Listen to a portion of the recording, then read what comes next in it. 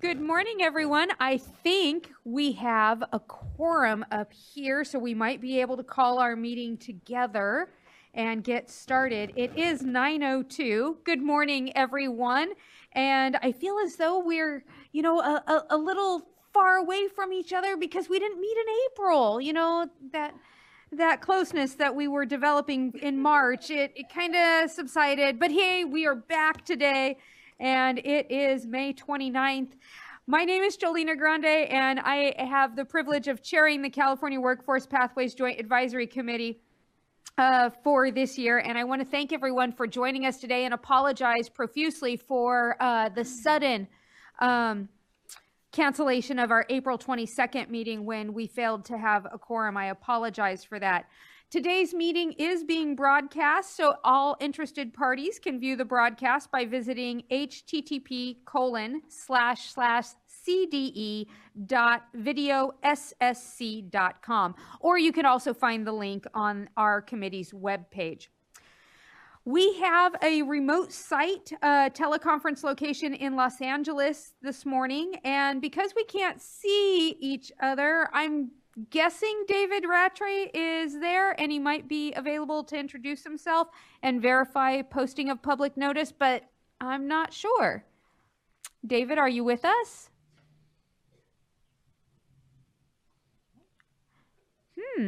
All right, then. We'll continue on and check back in later to see if David has joined us. Since we have a new member sitting up here, why don't we go around and do introductions? And by the way, I'm going to start by introducing Bill Rawlings, a member of the Board of Governors who has agreed to join us here on the California Workforce Pathways Joint Advisory Committee.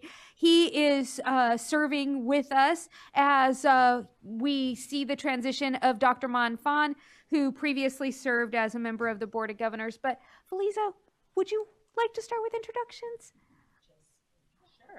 Good morning, everyone. Feliz Ortiz Licon with the State Board of Education. Thank you. Bill Rawlings. I'm the classified representative on the Board of Governors. Ting Sun, California State Board of Education and Vice Chair.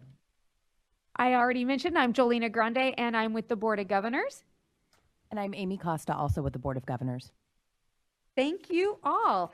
If you had a chance to take a look at the agenda, you'll notice that today's agenda includes three very, very important items. One, a review of the proposed changes to our guiding policy principles, an update on the California state initiatives like the California Career Technical Education Incentive Grant, which we call CTEIG, and the Kindergarten through 12th Grade Strong Workforce Program, or what we call K-12 SWP. But the majority of our meeting today is dedicated to the California State Plan for the Federal Strengthening Career and Technical Education for the 21st Century Act, what we'll affectionately refer to as Perkins 5.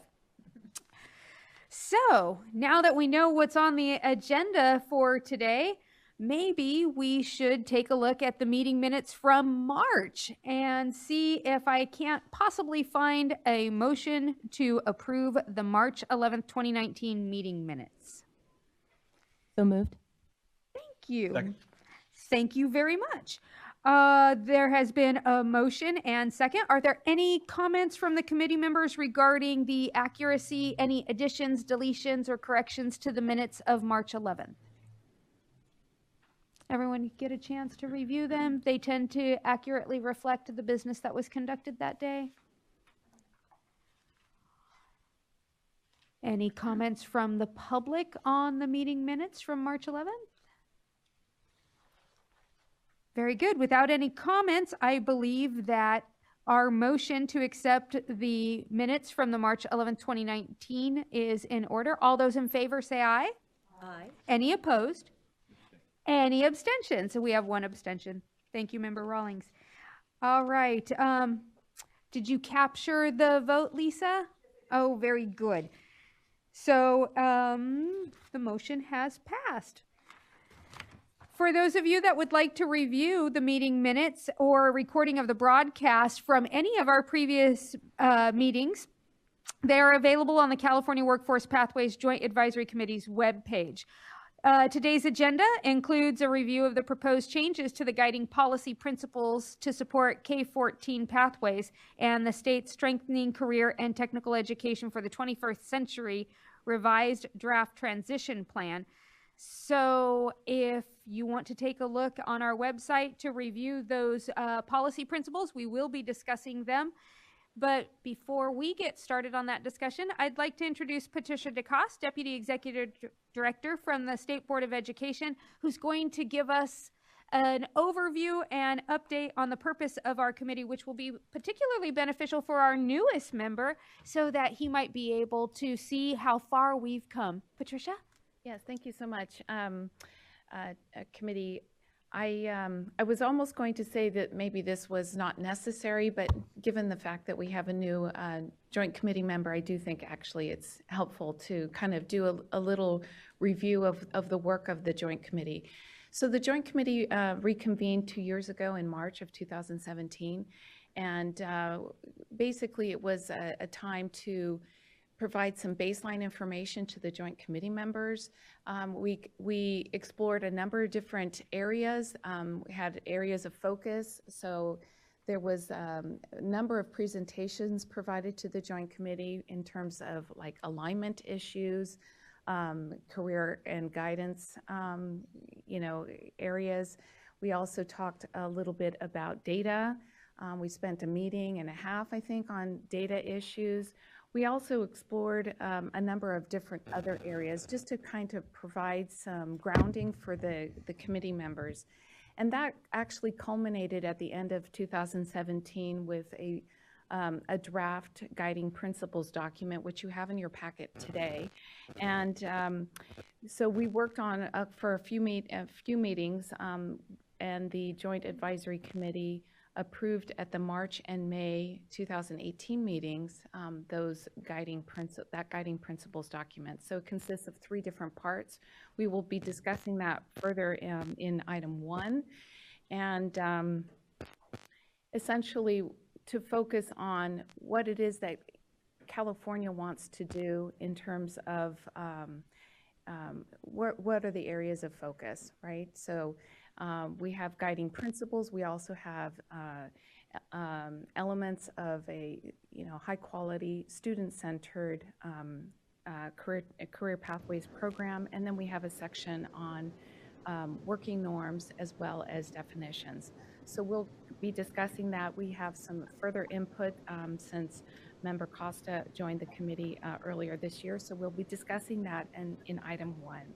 And then the other aspect that the Joint Committee is charged with is the development of a state plan. So that is really the bulk of the work, but an additional added function or purpose for the committee was last year's 2018 Budget Act provided an additional sort of charge to the committee on an annual basis. By November 30th, the committee is charged with reviewing and providing recommendations on outcome metrics for both ongoing programs of the 2 state ongoing programs that were part of the budget deal last year. So one is on the CTEIG program and also on the K-12 component of the Strong Workforce Program. So we'll be hearing a little bit more about that in item 2 of your agenda today.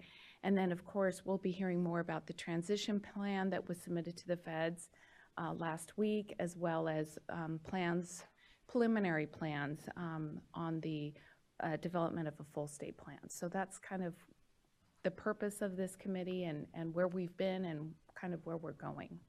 Thanks. Thank you so much, Deputy Executive Director DeCoste. You have provided Bill with the onboarding that he queried when I said, Bill, you want to join this committee? He's all, what's it all about? I'm all like, I'm going to let Patricia tell you all about it. Thank you very much.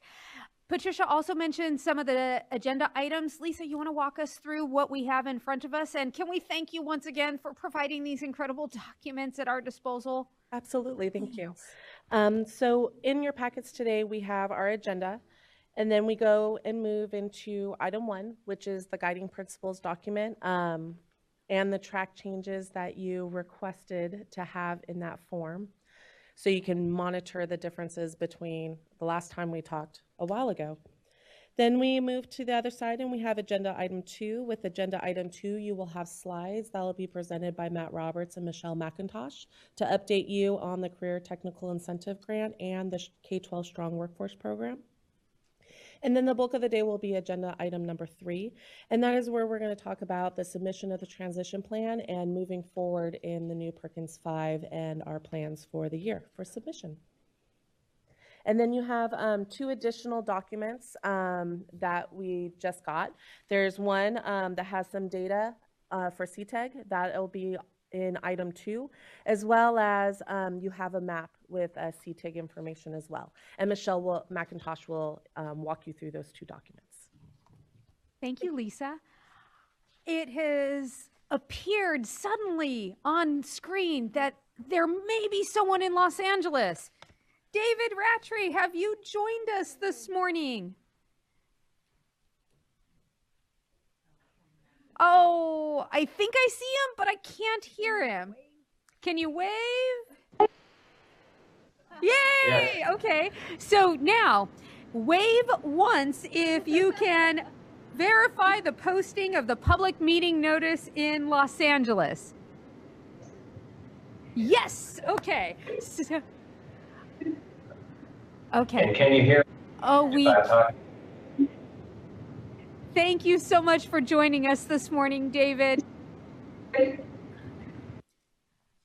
Are there any other public members in attendance with you in Los Angeles? No, there are not. Very good. Thank you so much. All right. So I think we are ready to move on to agenda item 1. David's with us, so I think we're good to go.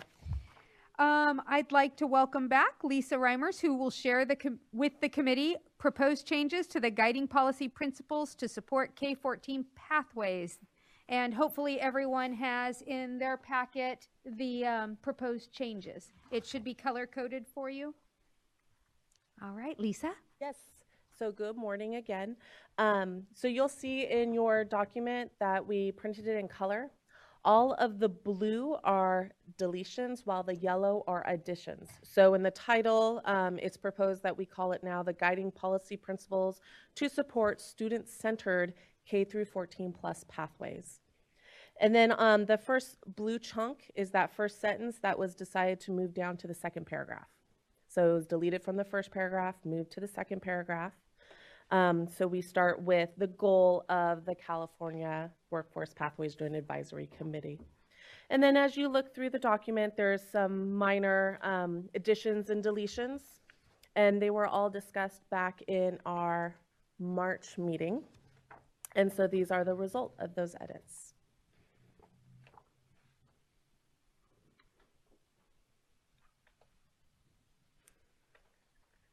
So we're hoping today that you are happy with the changes and that we can move forward and have this be your revised guiding policy principles.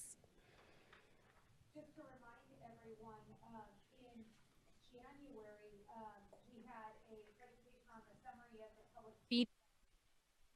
And some of our committee members requested that we review all of the feedback as a way to determine if the revisions were necessary. And then at our February meeting, we made sure to include more student-centered language in the document. Thanks so much to Member Costa and the staff that provided additional suggested edits. And then in March, we reviewed the proposed language additions, and we now have that final, what could be, draft revisions in front of us. So let's see if there might be a motion to accept the proposed changes to the guiding policy principles to support student-centered K-14 pathways, if we end up accepting those additions. I'll move to approve. All right. Is there a second? Very good. Now, I believe there may be some discussion. Did you have any comments first? All right, then, because you made the motion, I defer to you first, then we'll go to Vice Chair. Okay.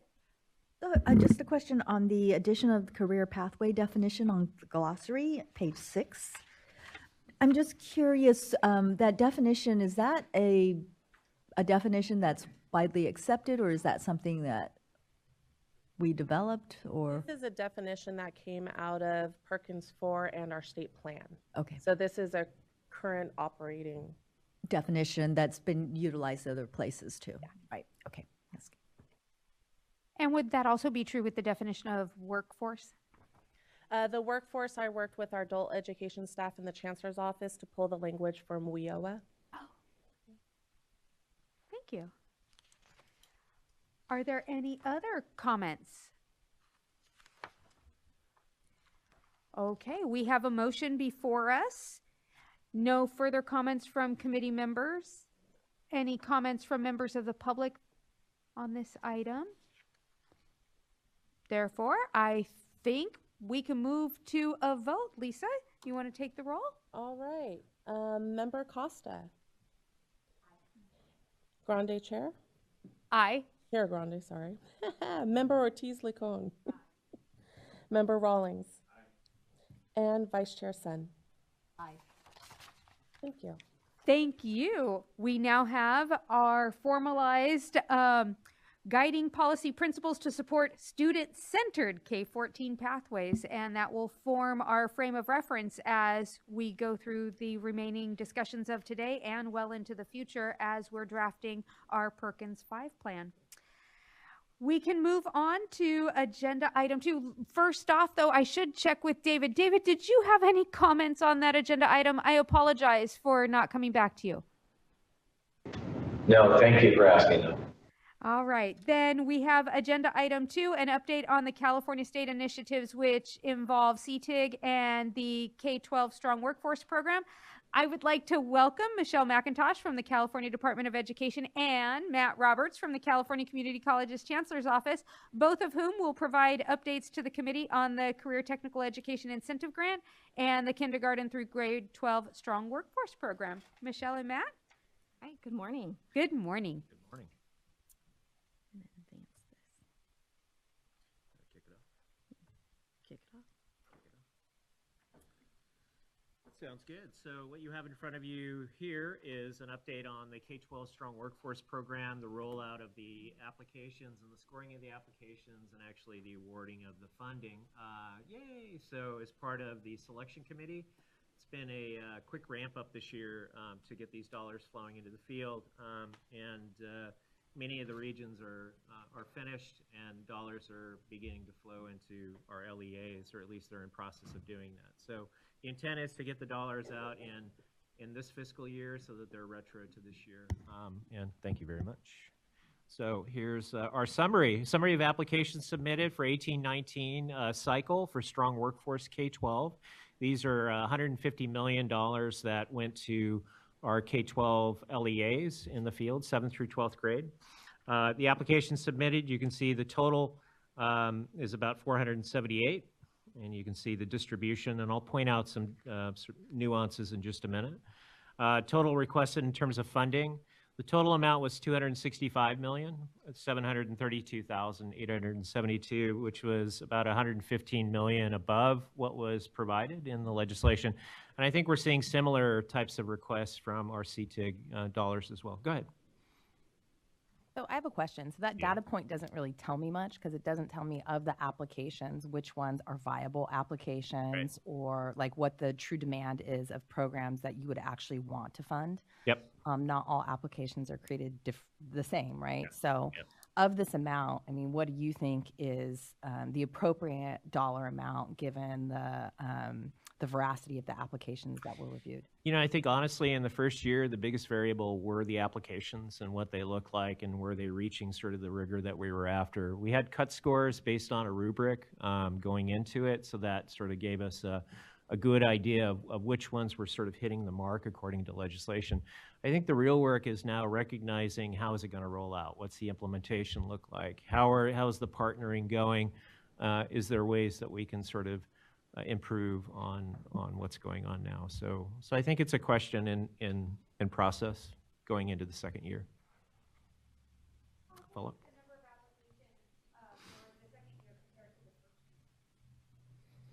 So second year hasn't started yet. It's in 1920. So we are penciled in the May revision for some funding, continuing funding going into the state budget.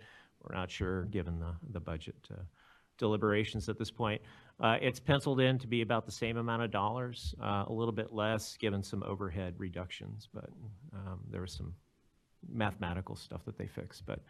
But the dollars are being penciled in for the same amount. Yep. Thank you. Does that answer your questions? Okay, good. Let me drill down a little bit more.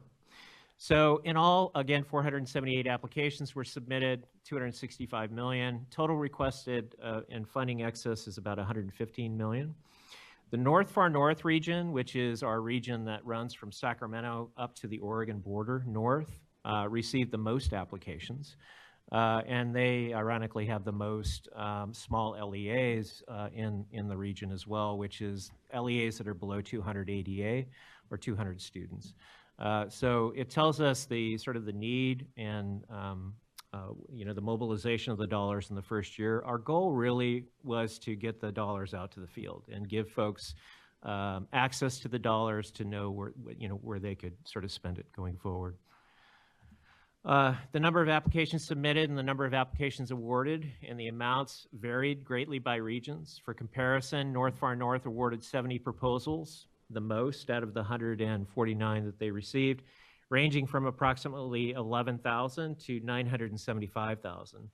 While if you go down to the South Central Coast region, which is a little smaller, but along our just south of the Bay Area, there were 4 proposals that were awarded, which is the least. They're the smallest sort of region, ranging from approximately 1.6 million to 4.3. So there's a lot of sort of consortial level work that's going on in those areas, which sort of contributed to the low amount. But just some nuances within the applications.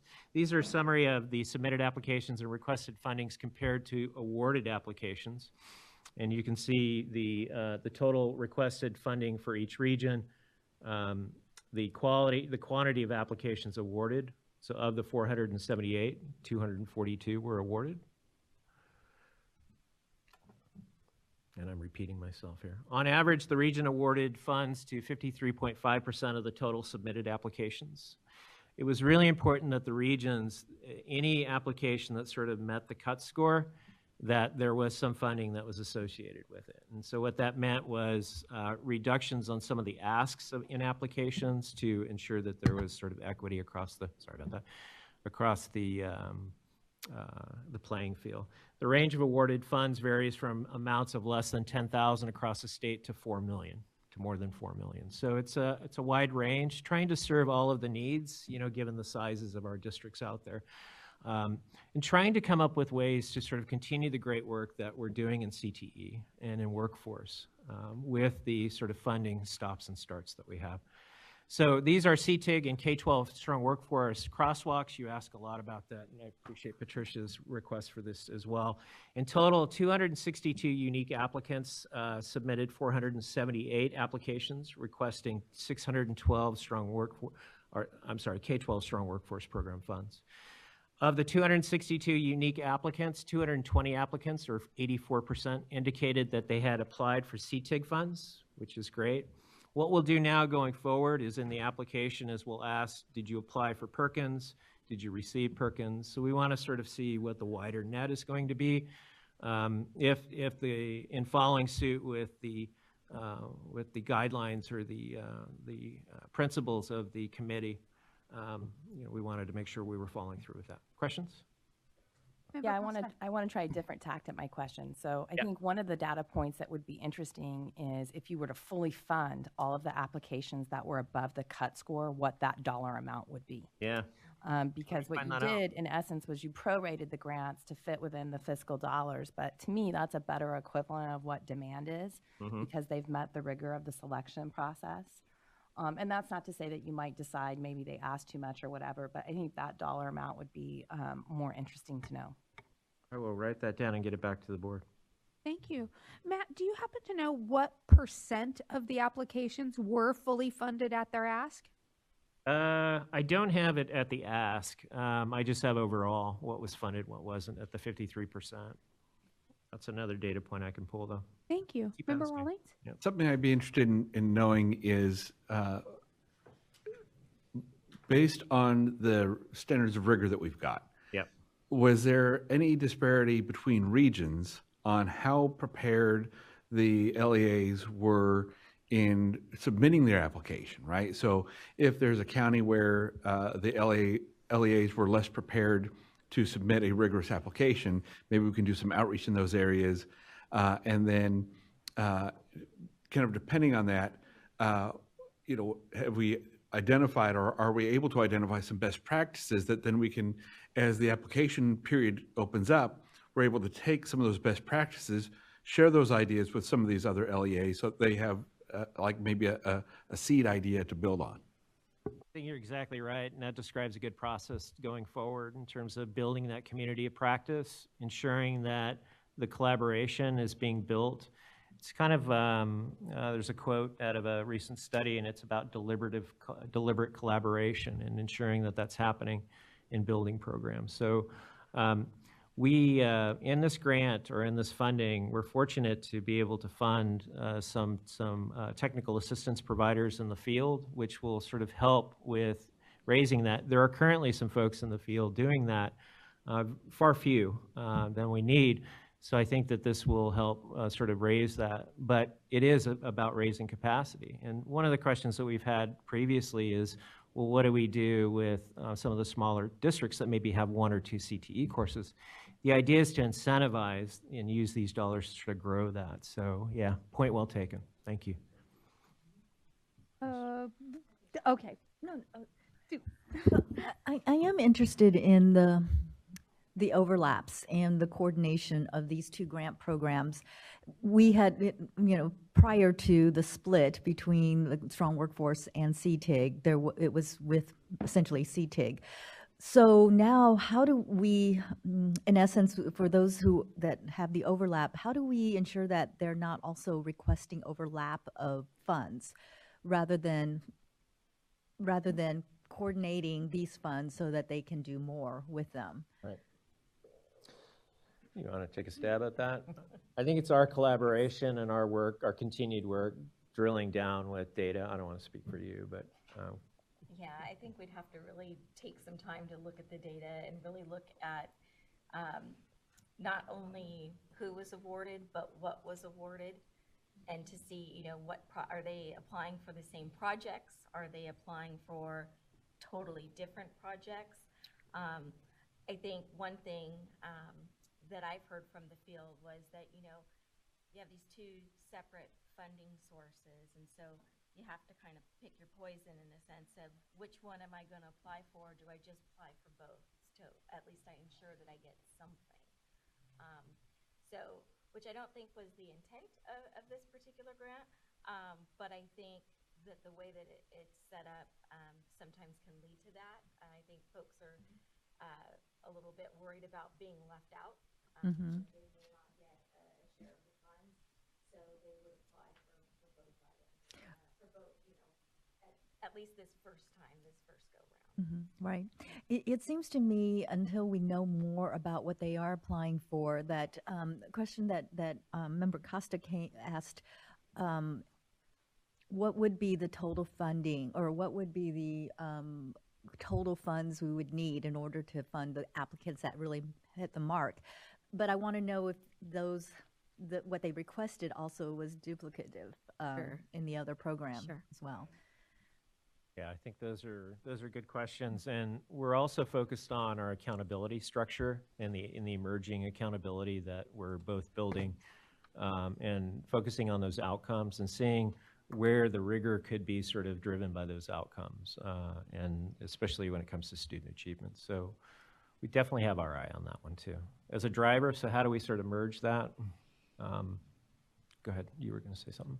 I think Felisa had a question as well. And we might have discussed this before. Sorry, there's been several meetings in between, but I'm wondering about the selection process, because I think I saw in a previous slide that maybe 50% of LA County was funded.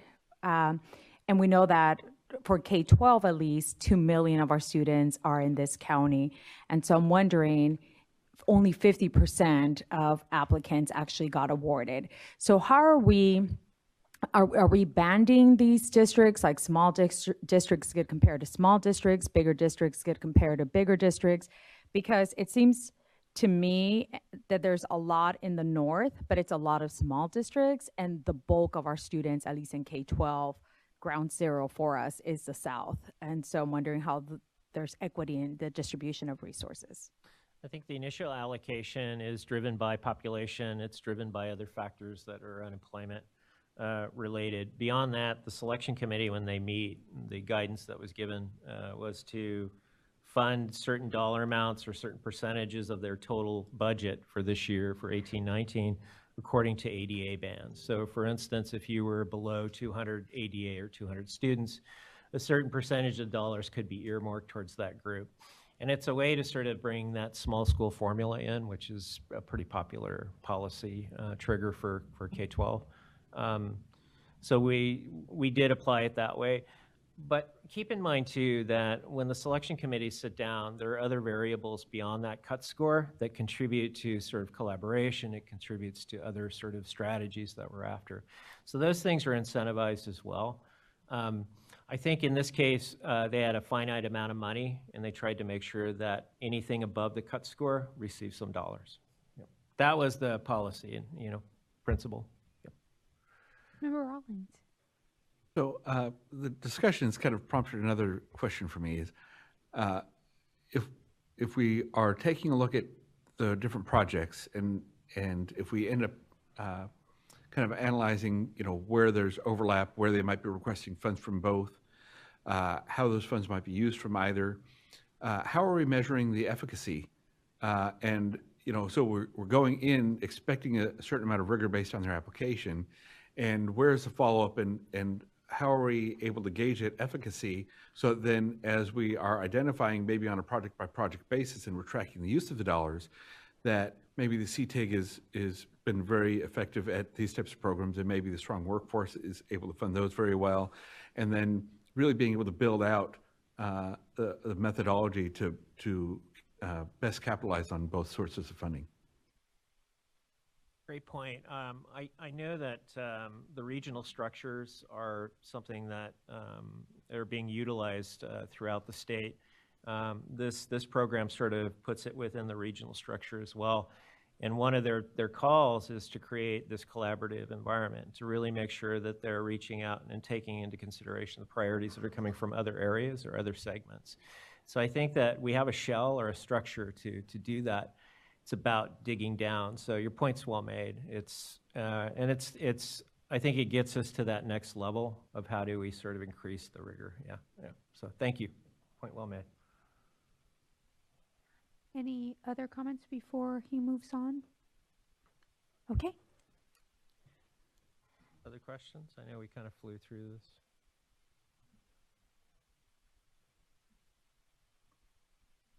David, any questions on this particular item before we move to the next slide?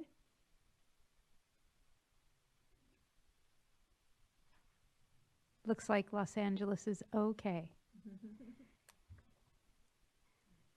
Speaking of which LEA bands were funded, this sort of speaks to it. So you can see the largest number, 551 to 10,000, which are probably the most districts in the state, I would imagine. Speaking off the top of my head.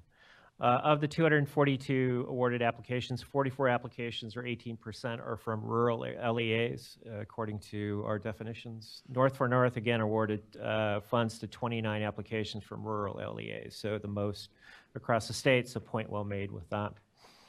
Okay, and you can see the number of awarded applications by region. North for North, the highest, going on down the mark. This is for rural.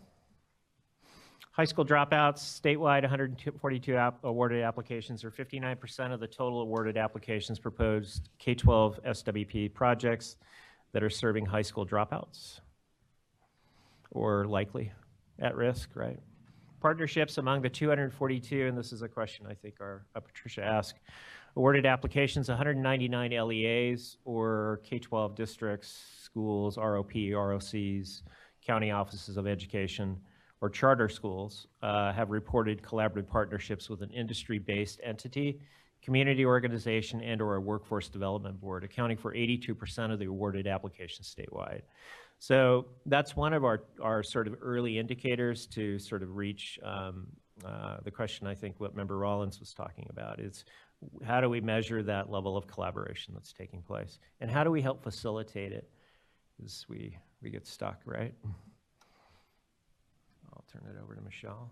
So before Michelle gets started, just one more question that you may or may not have the answer to. Yep. So when the submitted and awarded applications slide has the range of awarded funds varies of less than 10,000 to more than 4 million, what does a less than $10,000 project look like that has all the metrics that would meet the rigor that we're looking for the application, and how does that differ from the $4 million project? And I think sometimes we ask for what we need, and I think that, you know, and what we saw with the lower amounts, especially in some of the smaller LEAs, the smaller ADA LEAs, is maybe an ask for some of those lower dollars. It doesn't give you a full analysis of that. It's just one piece that I sort of picked out. Again, I think it speaks to capacity. I think it speaks to how do you sort of onboard more, and kind of in the vein of Strong Workforce Program, which is more and better, CTE.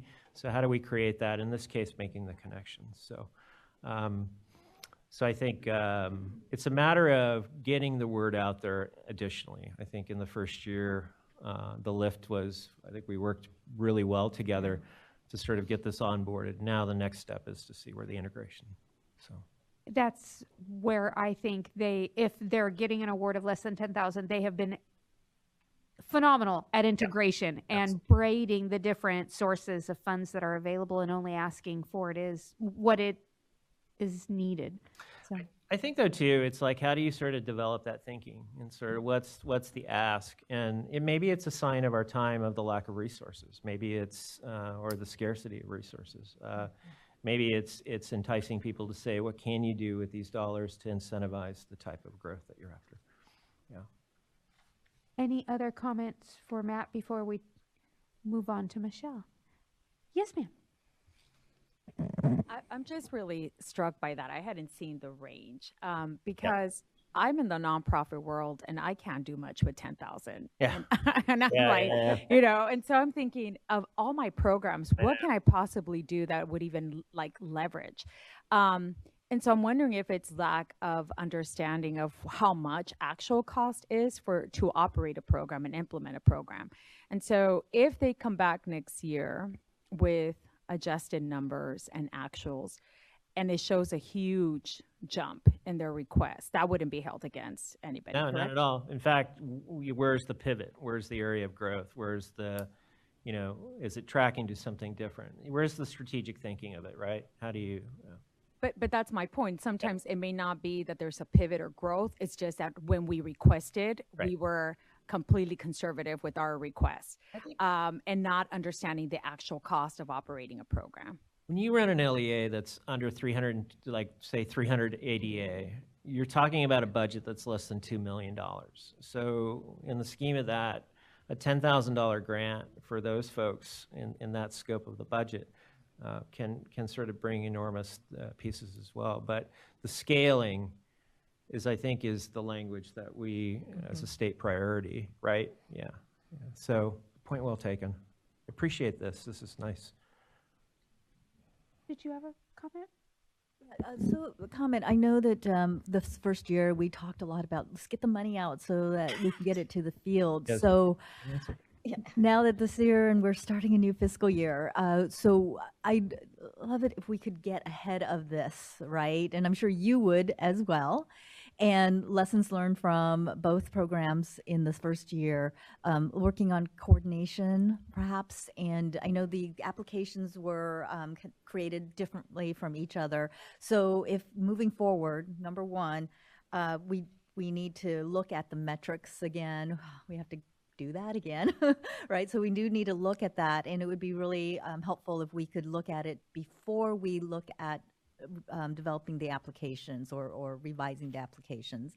And then in that process of application process, maybe within that, ask about what other funds are you seeking that would help support this project so that we get a better idea of the coordination that maybe LEAs might be using both of the funds along those lines. And then having, again, just getting ahead of the game a little bit.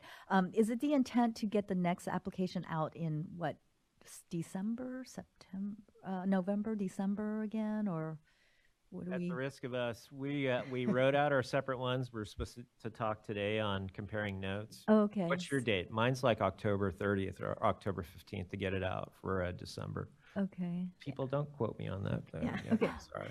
I shouldn't have said that. And for CTEIG, we were actually trying to do a September, get it out, and I'm sorry, in August to be able to get to the November board meeting. Okay. So that we could then go out in November for the next year and then be on the actual fiscal year. Okay. That's no time. Yes. Operationally, yeah, to sort of move certain things in between it, we thought, yeah, but we will let us kick it around. I mean, Okay, can we bring something it's back just to you? that, I feel like we're gonna get up to the point of recommending the metrics again, and we're always backwards on the metrics in the application, so just trying to flip that around. I know it's tight, I know. Yeah, I can say for CTEIG, I think we'll have our real first set of metrics at the end of June. So hopefully we'll be able to prepare that for July or August or whenever our next meeting is. But those are the metrics that were laid out in the statute. So we'll have our first set of those metrics to take a look at. Yes, but we were going to recommend Right. changes to that, so. Right. So you'll have a first full set of metrics on the CTIG side to be able to make determinations on the metrics, to be able to say, yeah, yes, no, maybe. So We'll keep moving them forward, yeah. Okay.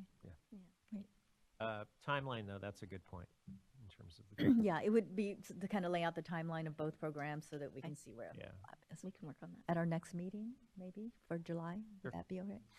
that would be appropriate, yeah. Thank you. Great. All right, Michelle. Okay. We're excited, though. This has been a great year to get this off the ground, so thank you for letting us share with you.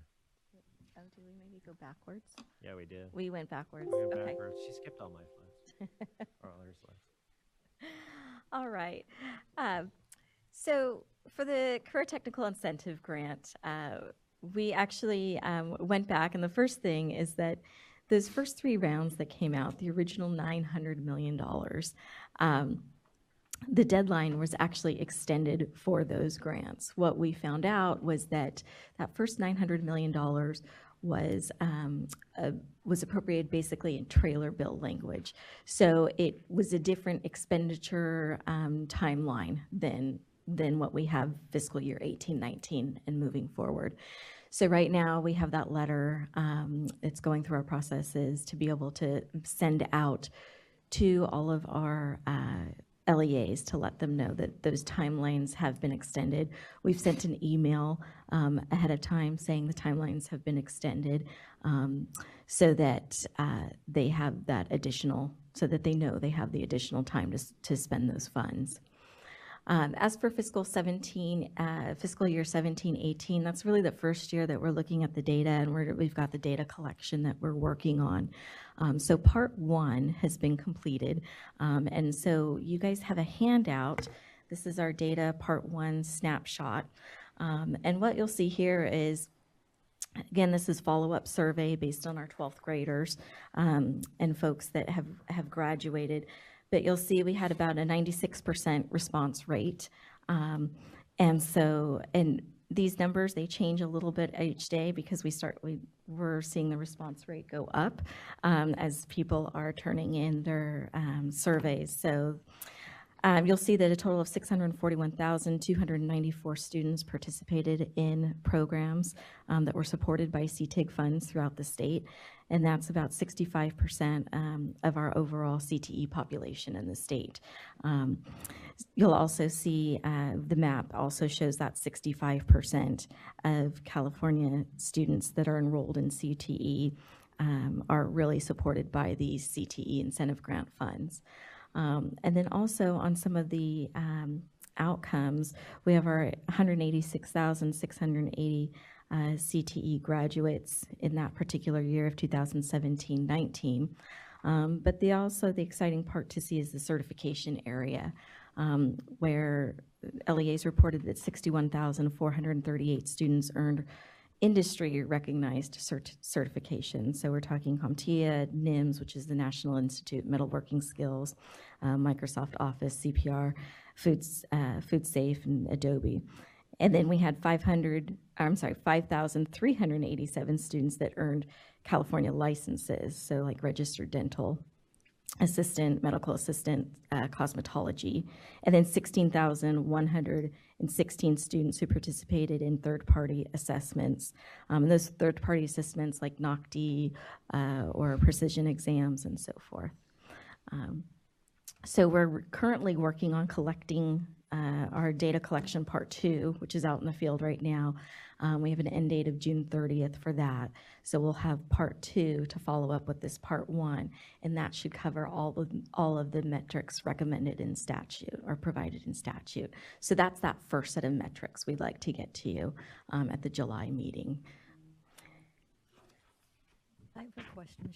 Yes. On the certification information, the 61,438 students, where does that sit? Is it in CalPads or is it something you collect? It's something that we collected from a survey because CalPads isn't able to collect that right now. Yeah.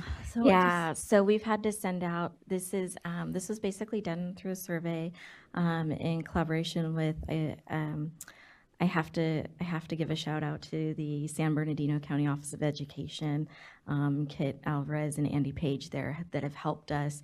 They serve as one of our CTE incentive grant regional technical assistance providers, and they do great work with data. And this is something that we've been working with them on so that we could at least get some of the data, because not all of this data is collected in CalPads. Yeah, I was thinking in terms of our CCI. And Yeah. this would be great data to have. It would be, yeah. And so I think, that's conversations we can have with our CCI folks and so forth. But I think it's just a matter of getting it in there. So, but at least I think this can show that, these things are happening and students are having these great outcomes. So.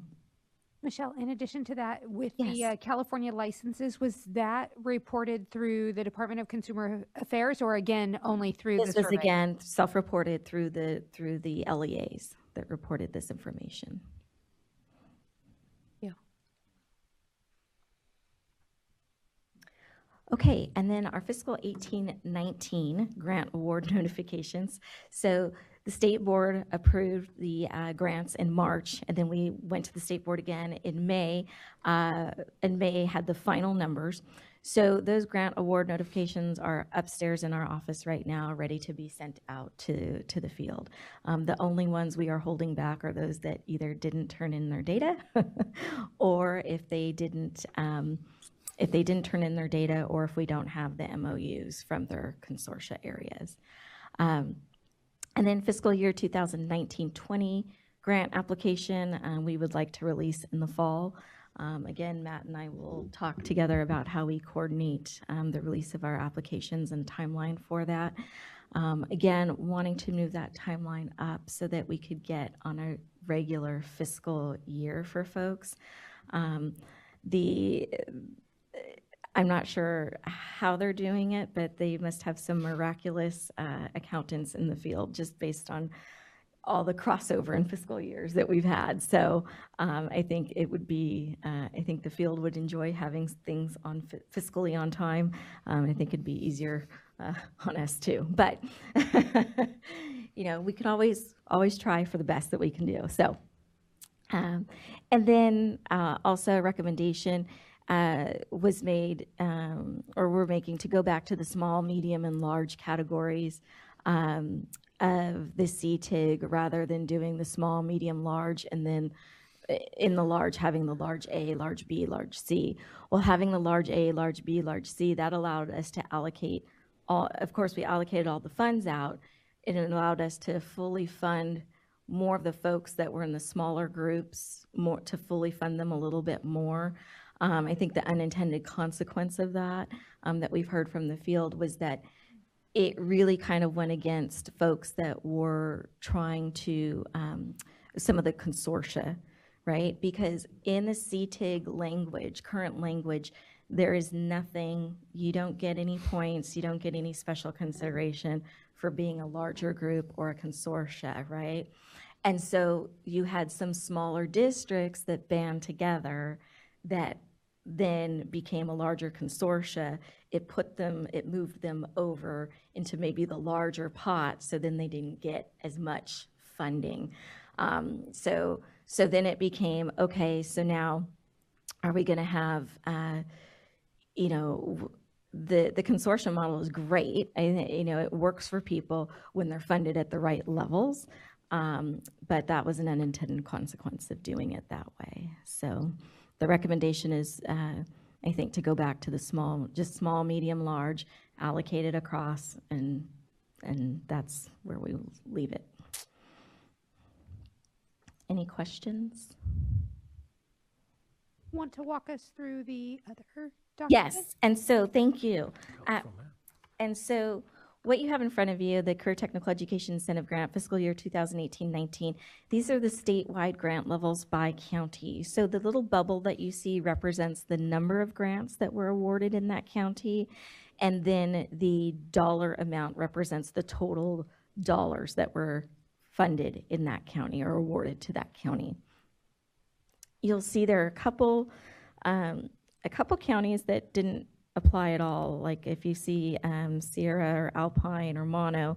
But then if you look at like Mariposa actually was in a consortia with Fresno. So they were one of those really small that went with Fresno, and then it worked against them in a sense because the way we did the allocation, so. Is that true for the other counties represented with zeros that they went into consortia?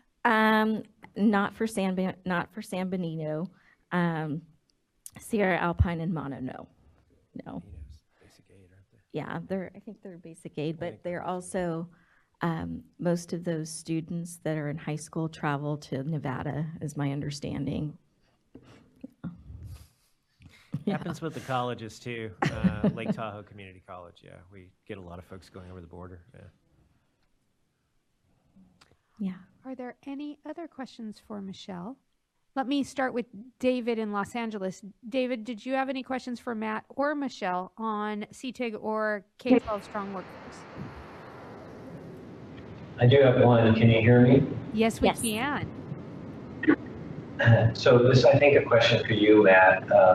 And staff can interrupt me if I'm getting into a dangerous zone. My understanding is there is a proposal in the Assembly to reroute this money fully through CTE and away from the strong workforce.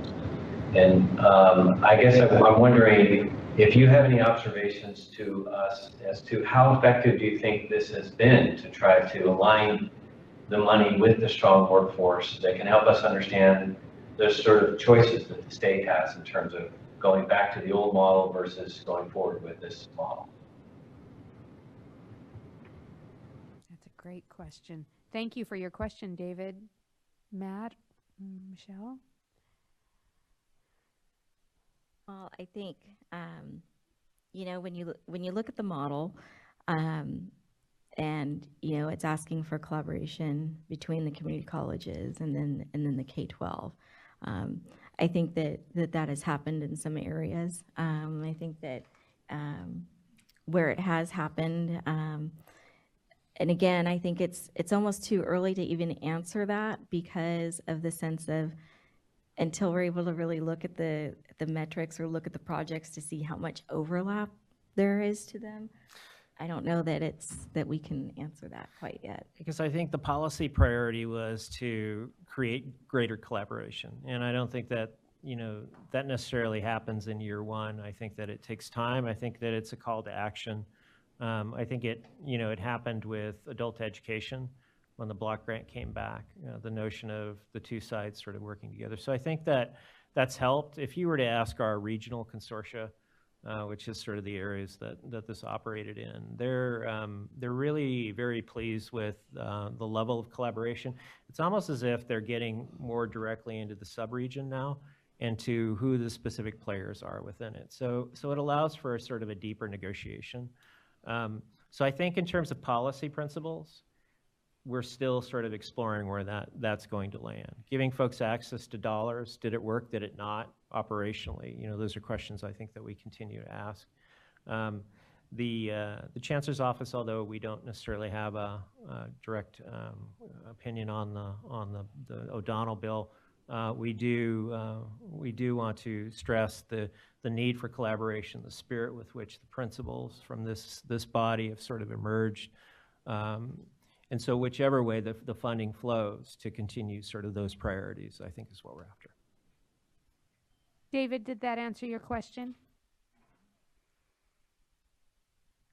Yes, thank you.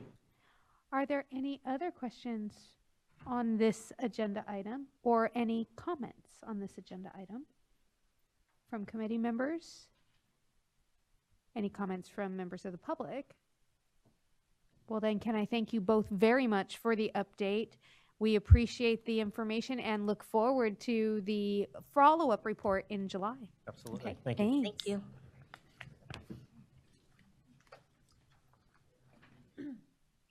So that takes care of agenda item 1 and 2. Our third agenda item, which we have the majority of our meeting dedicated to, is an update on the 2019-20 California State Transition Plan for career technical education, as well as the progress for our 2020-2023 California State Plan for Perkins 5. So if Michelle has had enough of a break, I'll welcome Michelle McIntosh back from the California Department of Ed and allow her to share with the committee the progress on the 2019-20 California State Transition Plan for career technical education and thrill us with the planned activities as we develop our state plan for CTE. Okay. Thanks for coming back up, Michelle. No problem.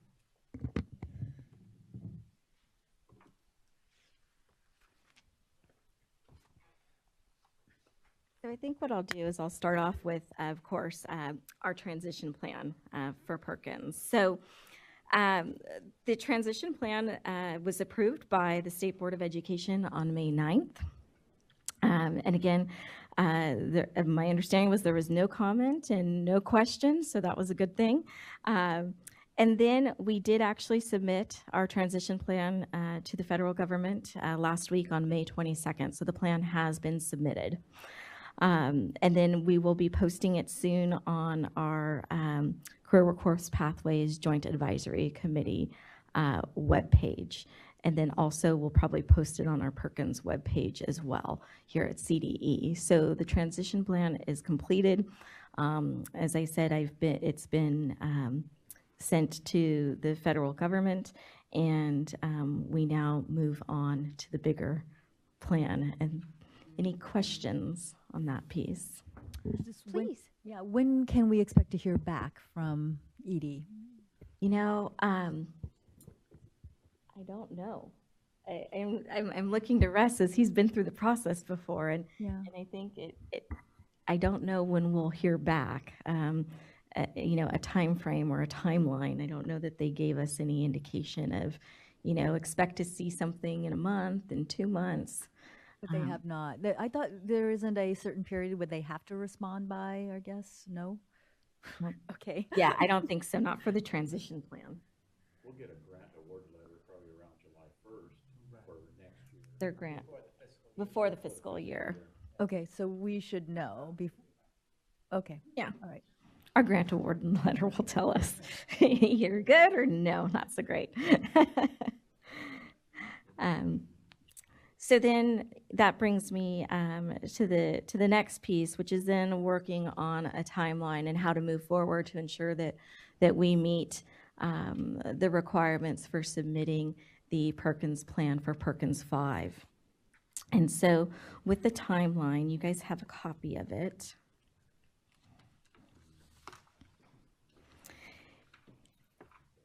So you see May 27th, which opens with the initial CTE survey. We're going to discuss that survey in just a moment. But really, once we have a survey open to the field, then we have our meeting is today, May 29th. And then we go into a series of stakeholder meetings. And so the stakeholder meetings are really a group of representatives that the Perkins plan asks us to provide.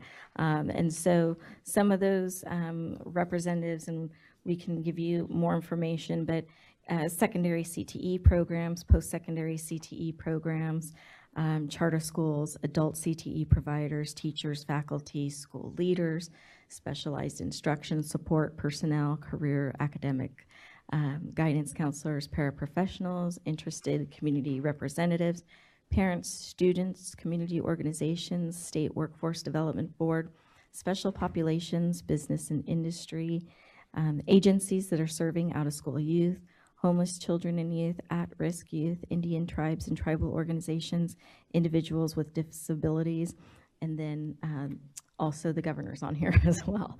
So are representatives of each of those categories in each of the stakeholder meetings, or are stakeholder meetings specific to a particular category?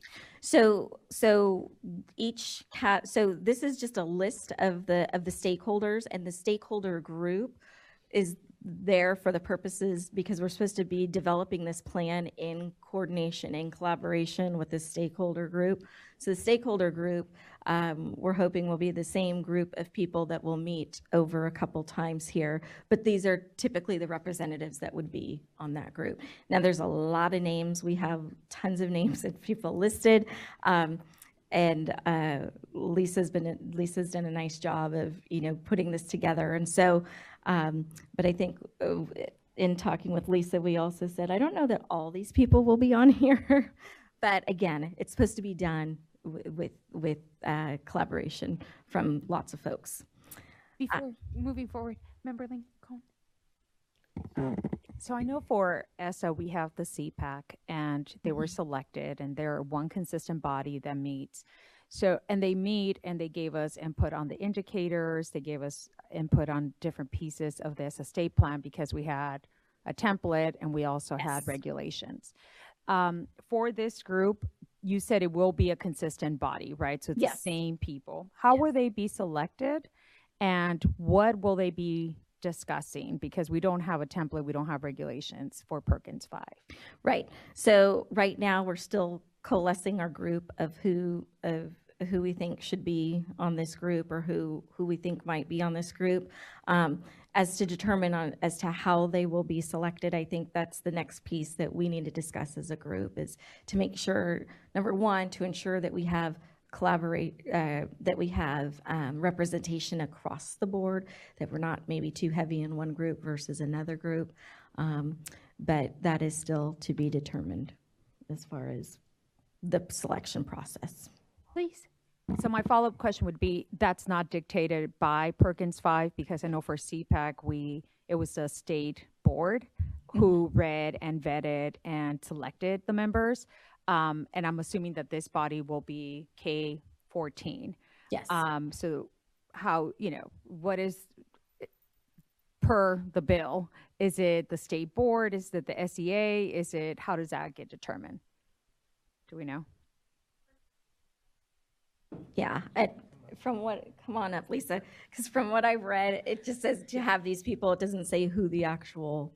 Right. Perkins doesn't have, so we have our SCA, which is the state board, but in the legislation, it doesn't detail exactly how we select this group, who needs to approve the group, or anything. It doesn't go that into detail in our operations. Dr. Sen? Okay, so great question. So I think to that, before we go into more details about the timeline and all that, I'd like to roll us back a little bit and talk about what we're trying to accomplish in the next few months and what information we feel we need in order to move forward and develop a plan. Because in the absence of having very specific regulations or processes, then we can develop that, right? So we can take that over and figure out what we want to do. And so I've been thinking a little bit about this in looking at this item. we have this opportunity to align the next generation of CTE programs, if you will, in the state, to be broader and to be more connected and to strengthen the relationship between community colleges and K-12. So with that context in mind, with the principles that we've developed as our foundation, moving forward, how do we leverage Perkins funding along with our state funding in order to incentivize and bring that vision to fruition? And that's the big piece, and I know you're going to talk a little bit about kind of the state plan versus just what the Perkins will do. So if we have that in mind, then that would determine who those stakeholders might be, what kinds of questions we would want to ask them. And I'm a little bit concerned that we're launching a survey and we're doing these things without really having a firm discussion on what we're trying to do with these funds. It's not to comply, not to fit boxes anymore. It really is to develop and strengthen programs. And we had, in even our conversation with the principals, we talked a lot about details about what we need to do. So I feel like we need to have that conversation before we move forward, because that would then inform what kinds of questions in the survey. Sure. If we need to take the 11 elements and reduce those, or if we need to change those 11 elements, or whatever it is. So yeah, I just wanted us to have that conversation before we move forward. Sure. It's a very important conversation to have. Member Costa. I agree with everything that you just said, and my initial reaction to the survey is I have no idea how a CTE student would fill out any of this. The survey is really focused on the practitioners, because it talks about program design. And so, I think I agree with your comments that I think we need to crystallize kind of the purpose and what we want this process to be. And I also think really we need to be mindful about how we solicit feedback from what's really a very diverse group of stakeholders that makes CTE happen in this state. And how we approach employers is going to be quite different than how we talk to people who are administering the programs, either on a community college campus or on a K-12 campus. And then students are completely different. I mean, I think students, it's like, I don't know if we can do a tweet survey or something, but it would be completely different. And so I think we have an opportunity to really think about it in a different way also. So do you care to address any of the concerns with maybe some background as to how we got to where we are right now? Let me do that. So let me back up. Erase. So, the prior Perkins plan that was done, if you're familiar with seeing the Perkins State Plan, it's a book about yay big. And in that Perkins plan, there's Chapter 4. Chapter 4 is really what the feds are asking us to do. Okay. However, when the last Perkins plan was written, it was during a time when there was not any other designated CTE funding. Perkins was really kind of it for the state because we had gone through flexibility. We, started with the whole LCFF and so forth. And so Perkins then was the impetus to write this state plan for CTE because they, had looked at it as a vision. And so I'll say, Russ, feel free to jump in here. But I know with Russ and Pat having been here, and Pat Ainsworth, and they took this as kind of the stepping stone, as an opportunity to say, yeah, let's create this statewide vision for career tech ed. As years went on, what ended up happening is that we had Perkins and we had the state plan, and a lot of the field felt that, well, it's not always about Perkins. We have these other things, right? So then we had ag incentive. We have CPAs that have been around for a while. We've had our CTE initiative money that we used to share with the chancellor's office, and we still get those dollars. And then you have CTEIG now, which is $150 million. So instead of, and I'm going to borrow from Rachel, Rachel Moran, she gave me this great analogy, and it's, a lot of times we would say it was really kind of the tail wagging the dog. It was really, this one funding stream telling us how we were going to operate career tech ed in the state of California. Well, yes, it was our state plan that we wrote, and the fact that it was our plan for how it was our plan that we were telling the feds, this is how we will operate CTE in California. However, over the years, we don't just have the tail anymore, right? Now we have a dog because we have these other funding streams and so forth. So there needs to be a bigger vision really for career tech ed that really encompasses everything, and really more of a vision for career tech ed and what we as a state feel is good, high quality career tech ed. It shouldn't matter what funding stream you're using. If you're doing good quality high tech or good quality career tech ed, you're doing career tech ed. So now we have this dog and we have a tail, so we have these parts, right? So how do we get all these things to really do that leveraging, working together? Perkins may work for somebody in one of the districts, but you know what? It may not work for somebody in another district. So maybe they're going to use CTEIG funds for something.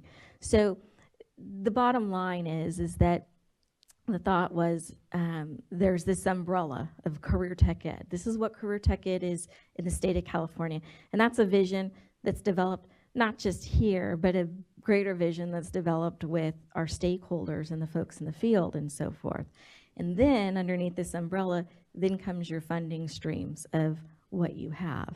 And so moving into this piece now of here we are having to do Perkins 5, knowing that we have a short timeline, then we had a couple options. Do we do the whole full-on state plan with that part 4 again and push it through and come out with something that may be okay, maybe it would serve the purpose?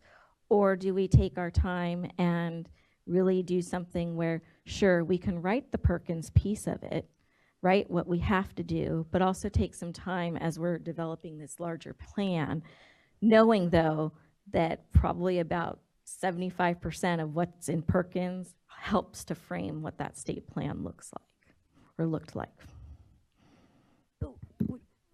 We knew we were going to arrive at this moment here. Yes. 2 years ago when we formed this committee.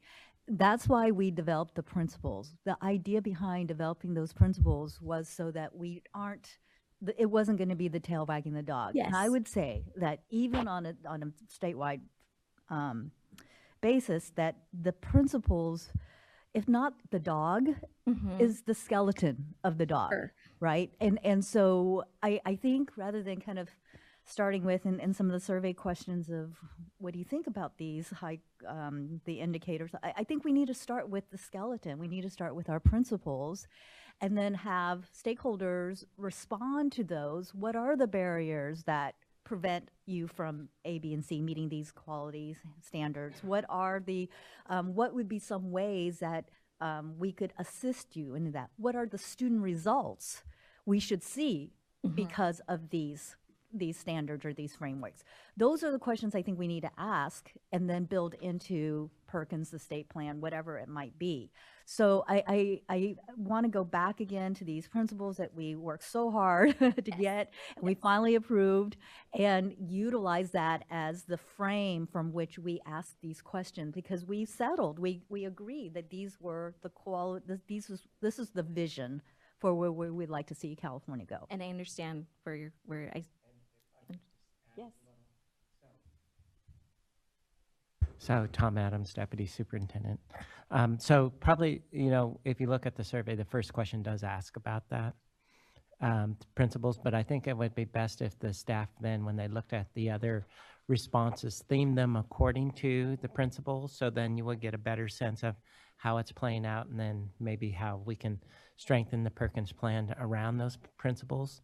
And so we'll organize our comments around that. That would be better in terms of informing you program design, how it fits into that. I think also we'll probably be more intentional about those principles in terms of organizing stakeholder meetings. The one thing that I think we want to keep in mind in terms of stakeholder meetings, it's crucial for the superintendent to have diverse voices heard. So that will be done in terms of industry sector as well as the demographic realities of contemporary California. So we'll make sure there is representation, not just simply across the industry sectors, but in terms of who is in our schools and who is teaching. And so we'll be working along those lines as well. So I just want to make sure that I heard correctly. The initial CTE survey was formulated based on our guiding principles document? Well, there is the first question there, right? But I think this might be too new for many people, right? While we in this room are very enthusiastic about it, I'm not sure has yet to reach that, shall we say, Twitter level of, right, trending. But who knows? Maybe it'll happen in July. So, but anyway, but it is incumbent upon us to start organizing our work around those themes and those guiding principles and start representing what the field is saying around them, right? Because even if they aren't talking about them explicitly, the thought behind it is, I mean, the guiding principles that you created are ideas conversant in education today. So in that sense, people might not be using the exact same terms, but we can actually see where they align to those guiding principles. Thank you for providing more information. Did that address? Okay. Member Costa. So I'm going to use another bad analogy, maybe not the tail wagging the dog, but cart before the horse, which is, so my mind frame is I always think of the financing first, because whatever the umbrella is, if there's not funding to actually implement it, it's really kind of meaningless. And I'm just old enough to remember this is not the first round of CTE and state funding we've had. We've had fits and starts over the last 10 to 15 years. But what's been more consistent is actually the federal dollars. And so I actually think it gives us a really good opportunity to define our identity, because what's going to happen in 98, who knows? It changes from year to year. We have ongoing funding in the guarantee right now. We all know if we hit a recession and we get into a different test, that won't be the case. However, because the feds don't have the same budget constraints we do, there's a high probability that we will still have Perkins dollars. And so I really do think that we should use this as an opportunity to think, I think, people do this all the time. We should align on what our principles are and let the dollars follow that instead of just chasing the dollars. And I think, that, we talk a lot in our world about stackable degrees or certificates. I mean, honestly, if I had a dream, it would really be that we are helping our community colleges and K-12 partners create these pathways for students that start on the K-12 side and can be completed in community college, where, in their 12th grade year, they can really start that process, come to a community college, and then leave with a certificate that provides them with a really good paying job that's competitive in our high cost state. And I think our principles really talk a lot about that collaboration. And so I just want to agree with my colleague that, I know that we need stakeholder input, but I'm also wondering if, right now it's framed in a way where we're asking them a series of questions versus really asking for their innovation and collaboration about what could be. This is like a current state, like what are we doing, what's working, what's not. And I think, for myself, I'd like to push the boundary and have a conversation more about what's possible. Taking all of, the limits off, like what do you think is the future of workforce in California, and how can we support that in CTE? Yes, ma'am. I'm not going to use any metaphors. I'm a visual learner, though, and I know that it's important to give our stakeholders and anyone involved in this conversation sort of the full picture, and then we could start breaking it down to make it a little bit more digestible. We do have a vision, we have principles, and so it's great to be aspirational, but at some point we need to bring it to reality. We have to align this plan to the ESSA state plan.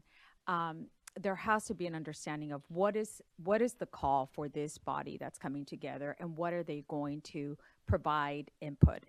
And they need to know every piece of it, right? So they need to know that that we want to create a vision, principles, be aspirational, but we also do have to create a plan that has to align with the ESSA state plan. So there has to be some familiarity with ESSA. Sure. And then we have funding streams, and these are the current funding streams that we have. And doesn't mean that they're permanent, but we have these funding streams. I think we need the whole picture so they could then say, weigh in on the vision, weigh in on the principles, and how do the state plans and how do they align, and what about funding? And oh, by the way, we may have this longitudinal data system, and there's other things that we need to look at: implementation, outcomes, impact. At the end of the day, this has to be measurable, right? Because this is an investment. So I think it's important to give the full picture and not have people be so overwhelmed, but they need to understand that there is a greater system, a greater picture, and then we could start breaking it piece by piece as each of these stakeholder meetings take place. Thank you. And I think that would help us too, to get a big yeah, we need the whole. I know. What if it's not? Oh, there goes my metaphor. What if it's a cat, yes. right? I need to see the puzzle together. Yes. Okay. All right. I kind of envision this wheel, right? And our principles in the center of it, and then kind of around it are all of the different funding sources.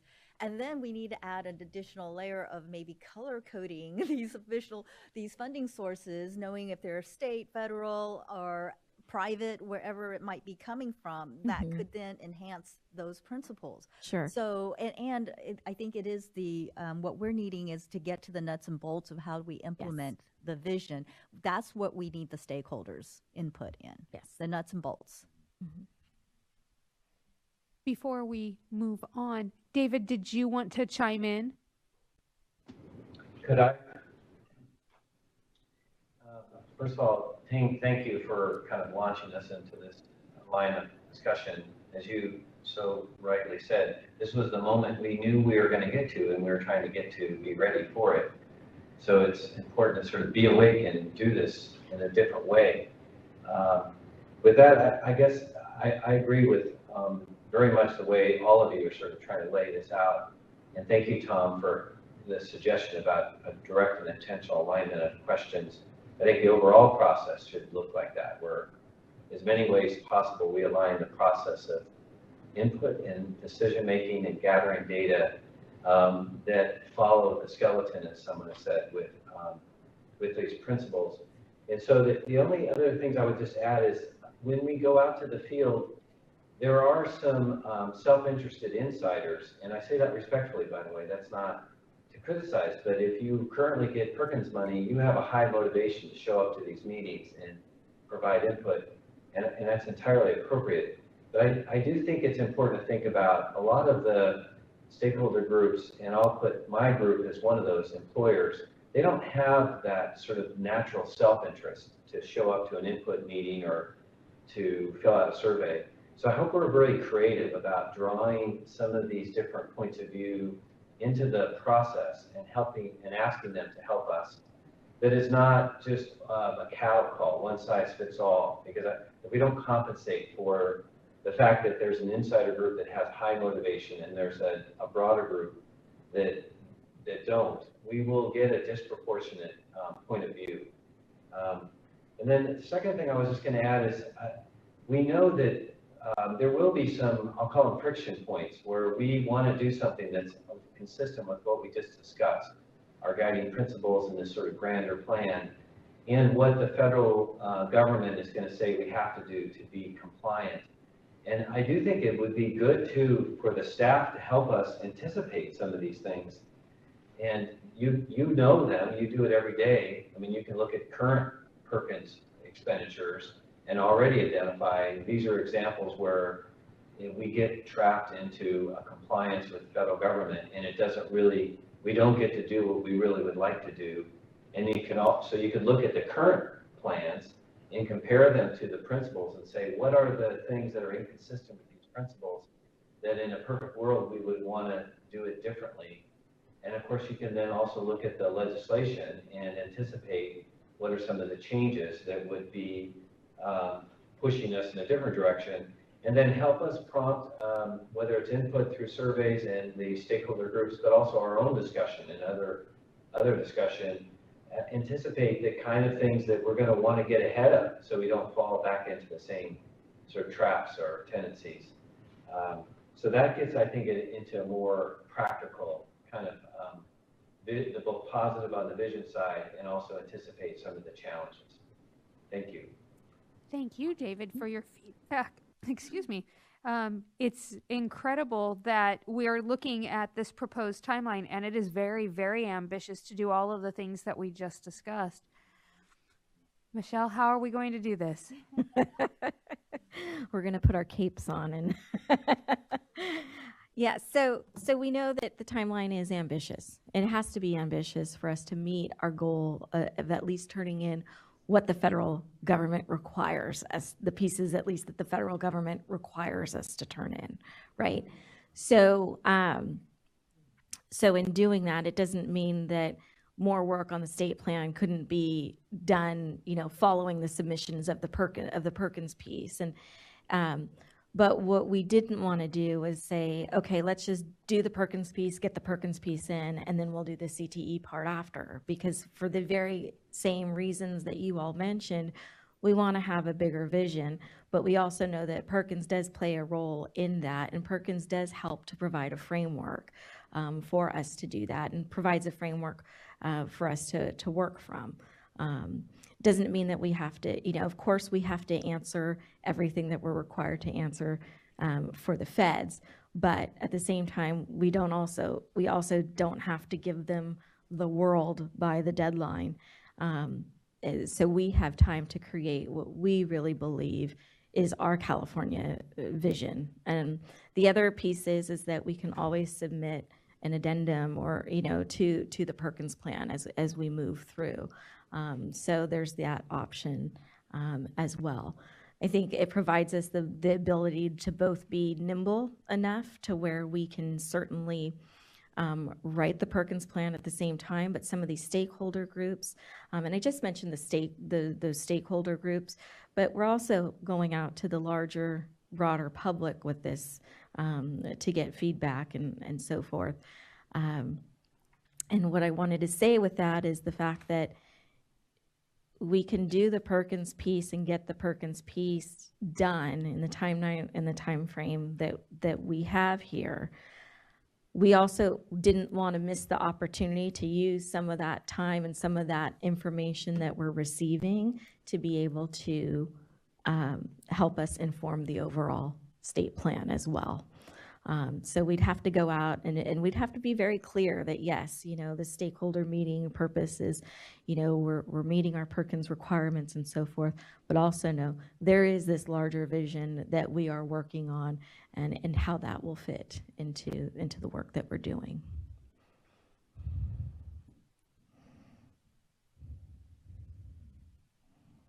So question to you, we also know that this is all happening at a time where your division is going through some transitions.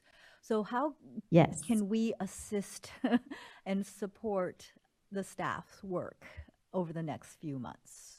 Oh, that's a great question. You know, I think just the constant communication. I know we've been having our weekly meetings, which I think have been helpful. And I think just as we move along, I think that's the thing that sometimes we might get stuck on as staff is just the urgency to get this done, right? Because the one thing is if we lose Perkins, that's not good for anybody, right? So that's in the back of our minds as we're trying to forge ahead. I think just knowing that we're all coming into this with, you know, positive ambition on how to move forward and trying to do it in the most collaborative way, but yet still have that, you know, that bigger vision. So, you know, I think the help from this committee would be, you know, possibly as we move through these items is just, you know, we started off with the survey. We thought that survey would give us just some foundational basic information. And I think that there's still some good things about that survey, in how we move forward, not just for Perkins, but for the overall plan. But if you feel that that's not something we should do at this time, we can revisit that. But I think the biggest thing is just going to be the communication back and forth to ensure that we're all on the same track as we move forward. So. And if I could just add a little bit to that, there will be a new director of CCTD starting July 1. That name has not been announced yet. And at the same time, the department is in the process of reorganizing itself around the superintendent's priorities. And one of the key priorities is jobs for tomorrow. So that's something that you'll see on the superintendent's initiatives webpage soon. So in that sense, this does have the attention of Superintendent Thurman, and there will be more resources available and new leadership in place to help foster this. Also, keep in mind, I think Michelle is correct in saying no one really plans on losing Perkins. So we're in it to win. We do have some additional resources being mustered up for this project as well. We have asked Russ Weichel to stay on to assist with the new director in terms of this specific plan. And so in that sense, we are aware of the urgency that is needed, and definitely grateful for the staff that we do have at CCTD who are moving it forward. But the cavalry is coming. Yeah. So. Yeah, it is a lot of work, and we absolutely recognize that. And I on the survey, I understand the need to do the survey and to gather some initial information. I just don't want us to send something out that doesn't get what we need. So. And we'll work more collaboratively on this stuff. We'll definitely on the stakeholder meetings, we are anticipating members of the committee being there, participating in it, or at least observing it. So in that sense, you may be getting invitations from us in this in the future. The last thing we want is surprises, right? Right. That's not good.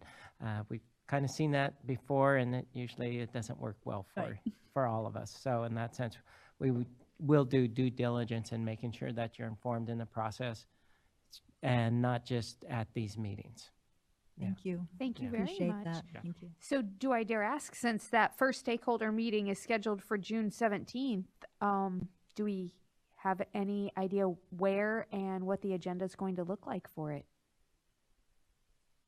I think we're going to end up probably pushing that meeting back. Hello. Hi. So we're currently looking for a location.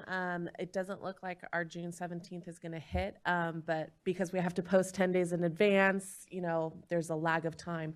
I'm currently looking at the last week of June.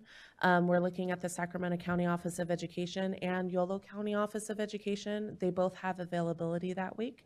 So hopefully we'll have a meeting scheduled that last week of June, and we will hopefully solidify the stakeholder group soon as well, so we can get invitations out as soon as possible and get started on some of this work. I will say that we have a potential list of stakeholders. It's getting rather too lengthy, to be honest. The way we approached it is we said, okay, here are our categories that Michelle already read off, our paraprofessionals, our counselors. All of those categories, we took names from the Chancellor's Office, the State Board, and ourselves at the CDE. We're mapping out.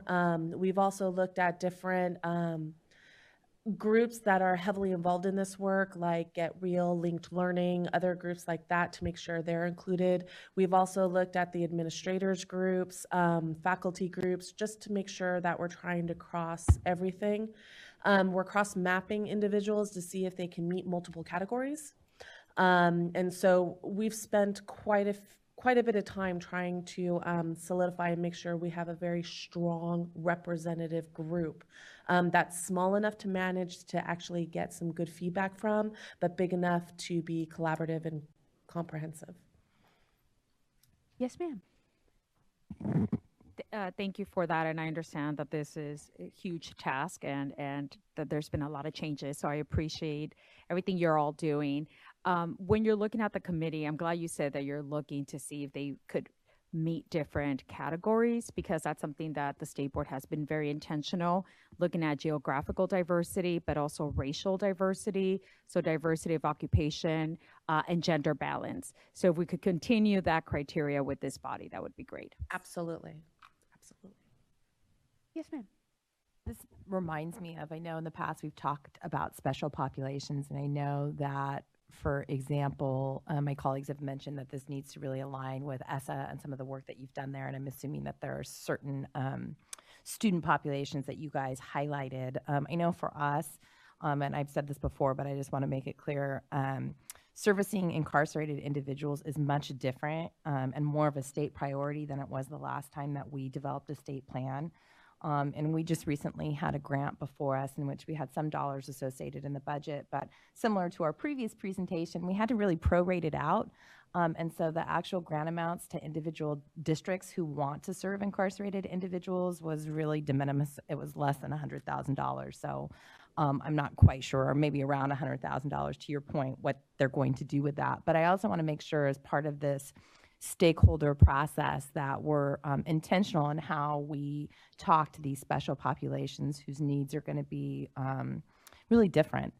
And for us, this involves a lot of faculty training. It's a different population, and really working to make sure that we're appropriately aligning the types of work that individuals are pursuing while they're incarcerated to ensure success when they are part of their reentry program. And so I just want to make sure also that the special populations are updated based on kind of what's happening in our respective policy circles. And I'll add to that.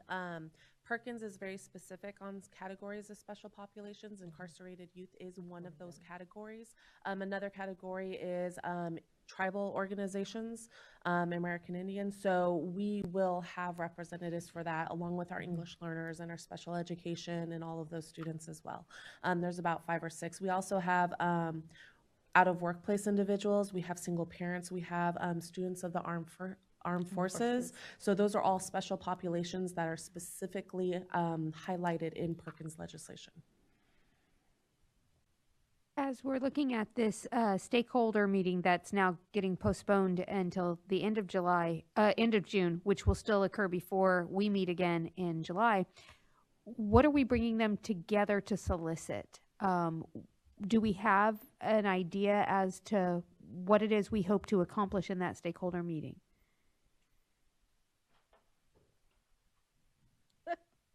Lisa, come on. I should just stay up here. At this time, unfortunately, I would say we don't. So our meeting tomorrow, like we said, we meet every single week on Thursdays. Our next meeting is to figure out what resources we're going to solicit to help us with that work. And part of that work is facilitating these stakeholder meetings with expertise that we have. We already have West Ed working with us that can help us with facilitation, and they helped us with the Perkins 4 plan. They helped us with the Career Pathways Trust. So they're very familiar with this work and the trends in the state. So they are one of our people that are helping us facilitate. And then we are also going to solicit and hopefully contract with somebody to help us really leverage this work. I anticipate once that is more solidified tomorrow / maybe next week, that we will be able to outreach to those people and get a really good solid agenda going. One thing we could probably do is have an information memoranda sent to you guys in maybe 3 weeks or so, giving you an update on where we're in the process. That would be very nice. Thank you so much. Yeah. Might as well stay up here. Yeah, come back. Are there any other comments regarding the timeline for Michelle? Yes, ma'am. So we have a new governor, and I noticed in the timeline they approve and then we send. What happens if they seek amendments or edits? Have we built in time to address that?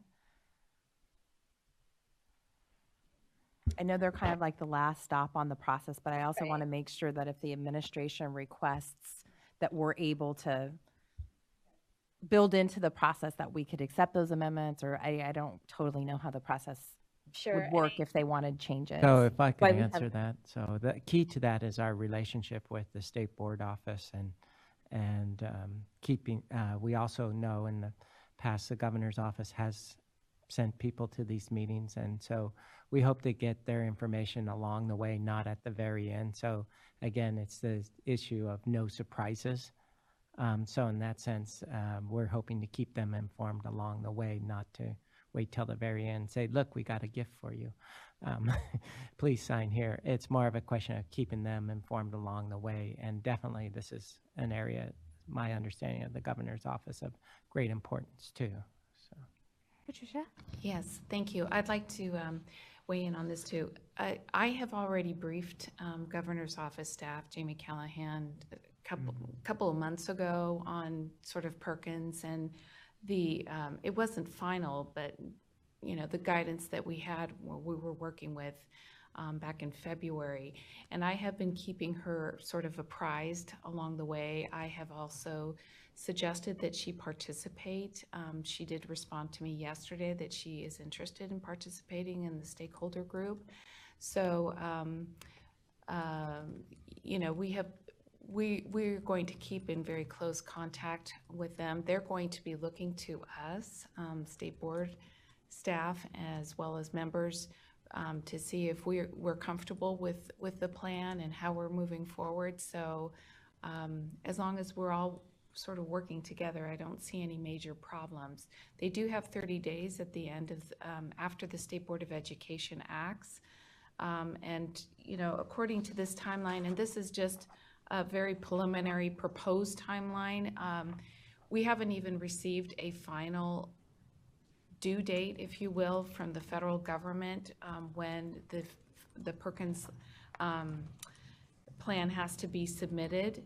And because the final guidance was released just, you know, just this month, I sort of think that it's quite possible that they will, I know that there's some movement at the federal level to try to get both the Perkins plan as well as the WIOA state unified plan, that 3-year plan, to be sort of at the same time, the submission date, but none of that has been finalized.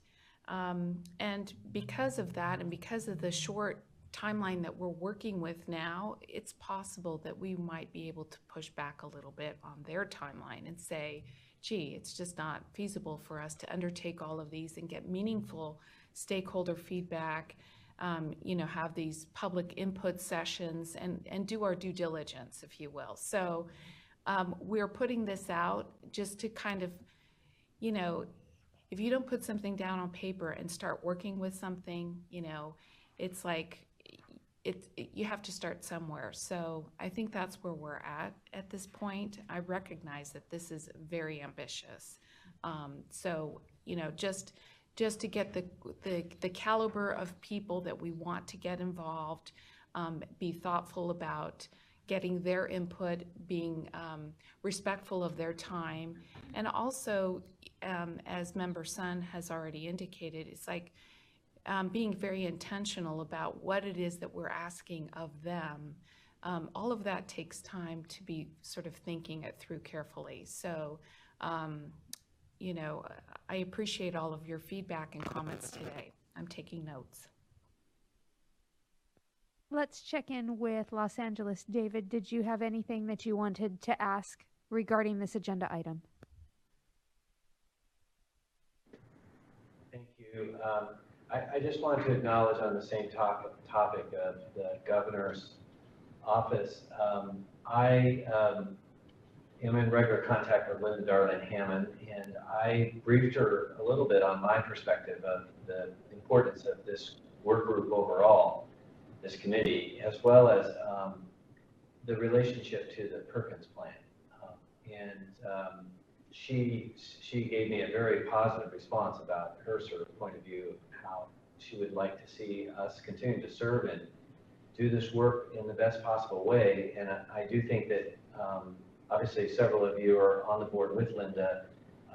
It will be important for Linda to be well aware and then communicating her support for the work we're all doing to develop the overall plan, most importantly, but then the Perkins plan specifically, in addition to other members of the staff.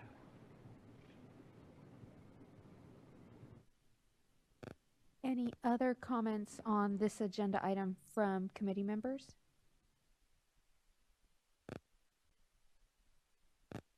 Yeah, I was thinking so. Michelle, do you have anything else on this agenda item to present? I think it's just a matter of our survey that we wanted to send out after this meeting. Maybe some more discussion on what we think, if not the survey, what we think our next step might be. Okay. Well, I'm going to ask for a short recess. If we could reconvene at the top of the 11 o'clock hour, it gives committee members a little bit of time and you yourself. So I will place us in recess for approximately 13 minutes. Okay, thank you.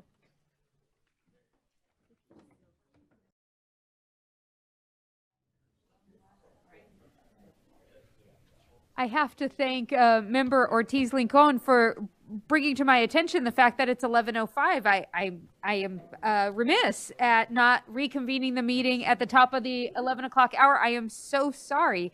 I apologize profusely. I lost track of time because I was absolutely embroiled with this agenda item on the potential questions on that survey.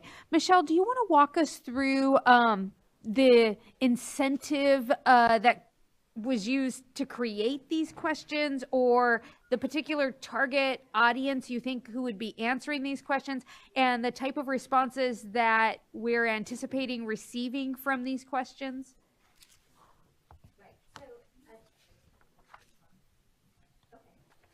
So I think that so the questions, I think, came again in an urgency to, we've got to get the Perkins plan done. Let's launch into these stakeholder meetings, having gotten some feedback, some prior feedback. And then in thinking about it and some discussion, if you look at the questions, I think the intended audience was our general CTE field. The practitioners that are working with this every day, because really they're the ones with the boots on the ground that have to live out our policies on a day-to-day basis. And so, we had the question of provide feedback on the guiding policy principles, because while we in this room know these principles really well, I don't know that the field knows these principles or how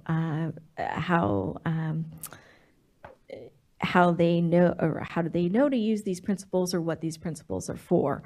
And then the second question, the 11 elements, that's really just about our 11 elements of high quality career tech ed that we've had in our Perkins plan that we've used for Perkins as we've moved forward. And then we've asked, what are the roadblocks and barriers for maintaining CTE pathways? I think that's pretty self-explanatory.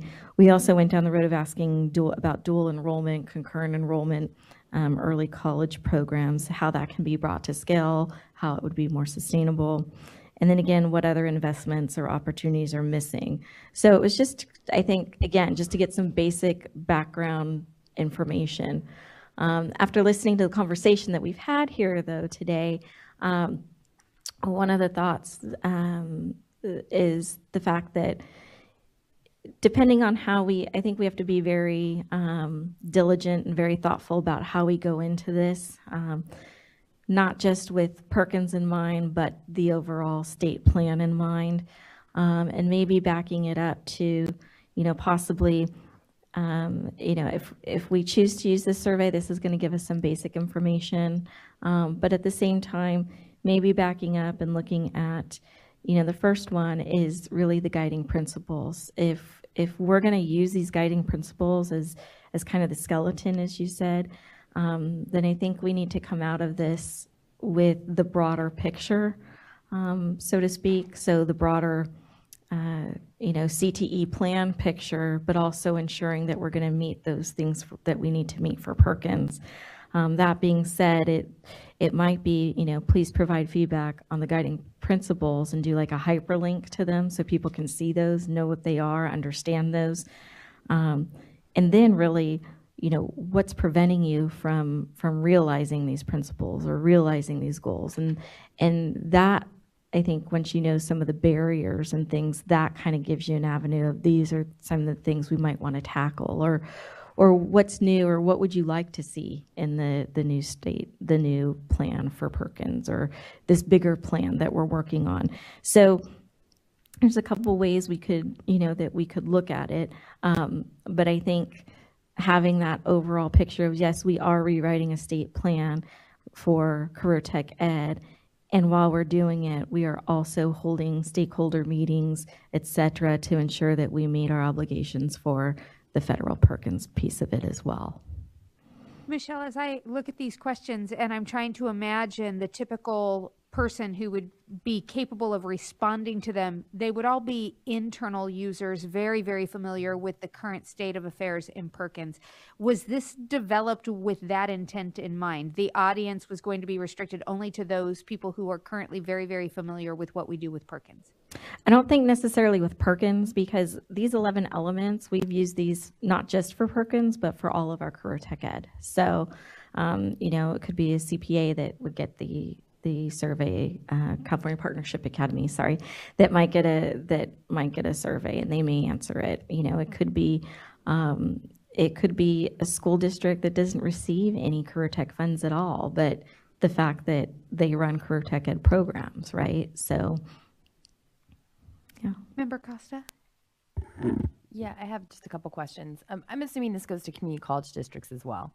It's not just K-12. Yeah, no. Okay. So I think part of it is clearly we have to do a stakeholder process as part of our Perkins application. So there's a couple different ways to go about that. But for example, whether it's the 11 elements or even the guiding principles, like if you want a qualitative response, you would actually ask them to rank them, because it gives you a little bit more information about what the field sort of thinks. The other thing I would say is that question number 3, there's probably 2 buckets here, and so we might want to dig into that a little bit more. I mean, the 2 roadblocks that somebody could experience, one are more structural programmatic issues where I imagine a lot of people will say, I don't have enough money to fund my program, equipment, all that is really expensive. But secondarily, I think what's probably more interesting in light of ESSA and some of our work is, what are the barriers students are facing in participating in these programs? And I think that one in particular bears enough importance to actually really dig into that question, because I think it would inform what we put in the state plan in a much different manner. And it would probably vary across the state and across the program. And then to the point, I think industry, the survey we would create for industry would be really different.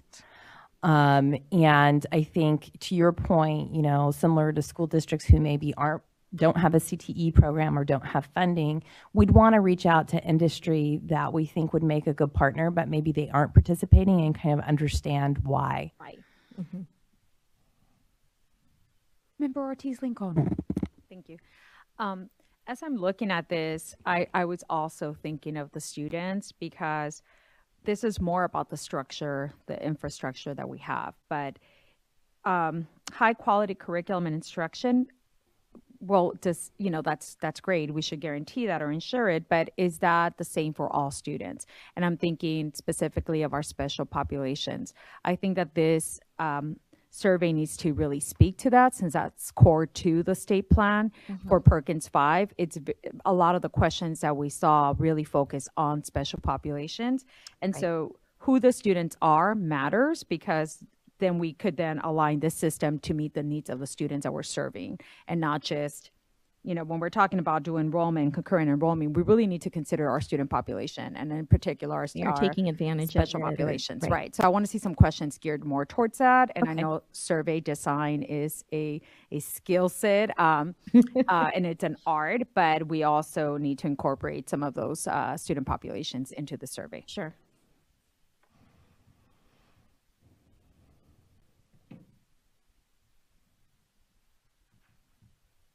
Any other suggestions?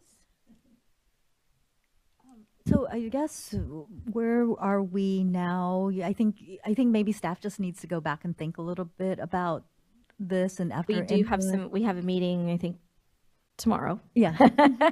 And we can sit down and definitely look at the survey and overall of how we'd like to launch this out of the gate and get back to you with another proposed survey Yeah. that includes your feedback. Yeah. But Michelle, don't we have a tighter timeline on the survey? I mean, because when is the next meeting of this group? July. So do we want it out before July? Oh, yes. We would like to get it out like in the next So week.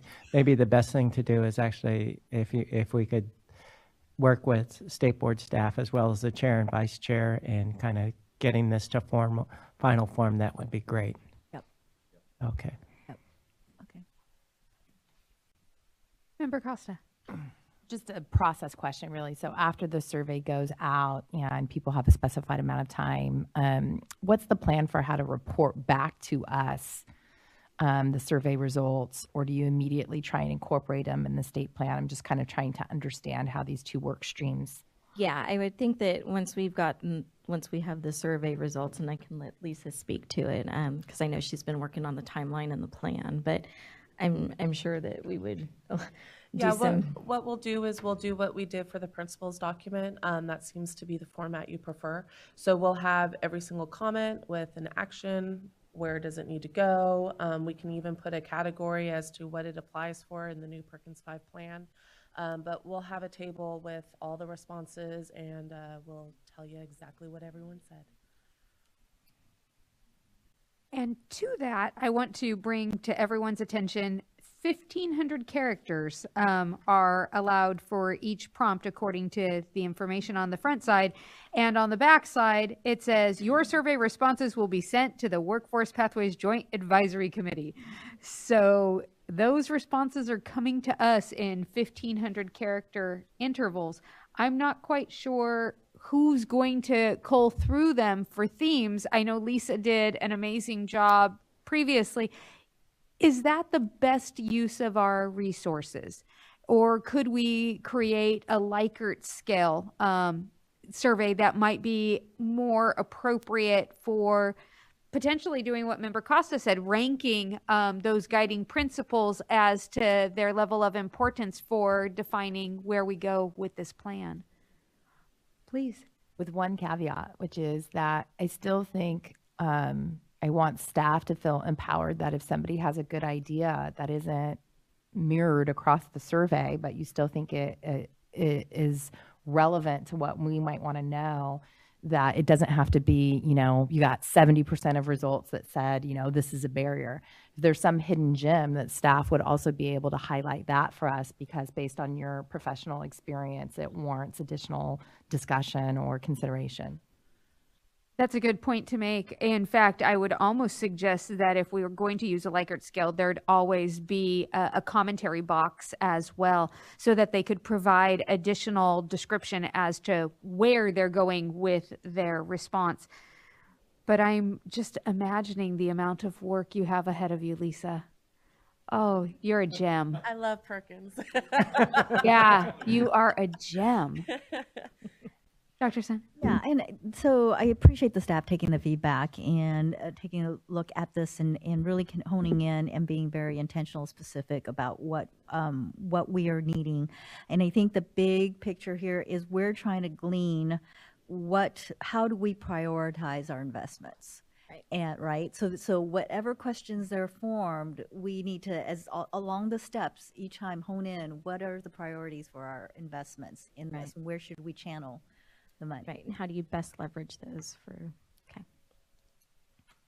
Let's check in with Los Angeles. David, are you following our discussion, and would you like to add anything to the commentary we've made so far regarding the survey?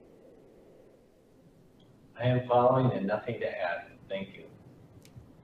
We appreciate you. Any other feedback to provide for Michelle?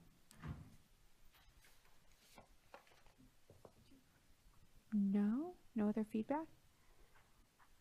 All right, it looks like we might have a member of the public that would like to chime in on this. So please, if you'll state your name and the organization. Hi, good morning. It looks like it's still morning. Hi, I'm Dr. Maureen White. I'm at the California Community College's Workforce and Economic Development Division. So one of the things that we discussed last time all of us met was that we just sent out, we're reading our Perkins 4 transition year applications for all of our districts. And three new questions to prepare for Perkins 5 were included. And so one of the things I said, I sent Lisa, Lisa and I were emailing back and forth over the weekend. I sent her the questions. I have one district that has already certified, and I'm getting ready to read them tomorrow, and I did not send her their responses, but the responses are very interesting. And if there's a way to randomly select some of our responses from those 3 questions, I don't have the authority to say, yes, we can do that. I'm just starting to read, just like we're all starting to read. Their application deadline is June 7th. We pushed it out because we got our money later, and then we did the split and all of that. So I'm just going to make sure that suggestion's on record, and it would require either our vice chancellor or someone in the chancellor's office to say, yeah, we can randomly select and look at some of these responses. Thanks. Thank you.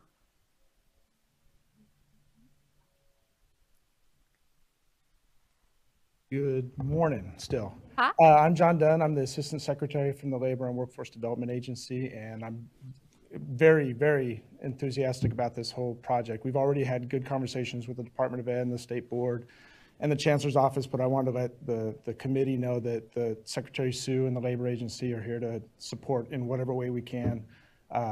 Because this is much more connected to WIOA than in the past, that's our expertise. So just letting everybody know that we're here to support and partner in any way we can. So thanks. Thank you. Any other comments on this agenda item?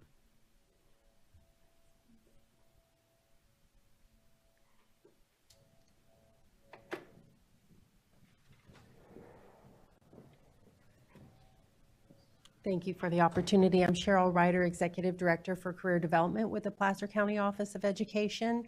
Just 2 quick comments. One would be, it would be great to include the technical assistance providers that have been working across the state for CTEIG applicants. They have fielded a lot of questions for the strong workforce applications as well.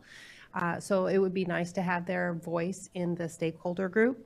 And not to forget the current state plan. There are some real gems in the current state plan that probably should be carried over. Thank you.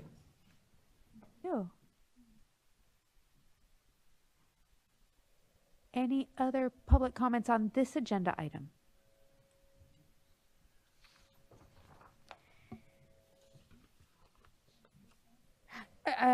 There is a link to the current state plan under the gathering of ideas.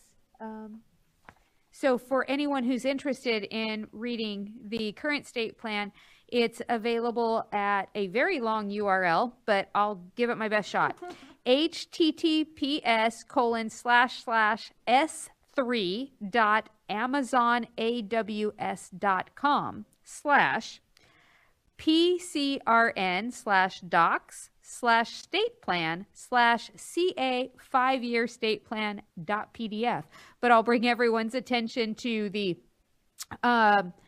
addendum 1 of the agenda item for number 3 on our agenda for today, and it's a hyperlink that's included in it. That would be very beneficial to review. Is there any other comments for this agenda item?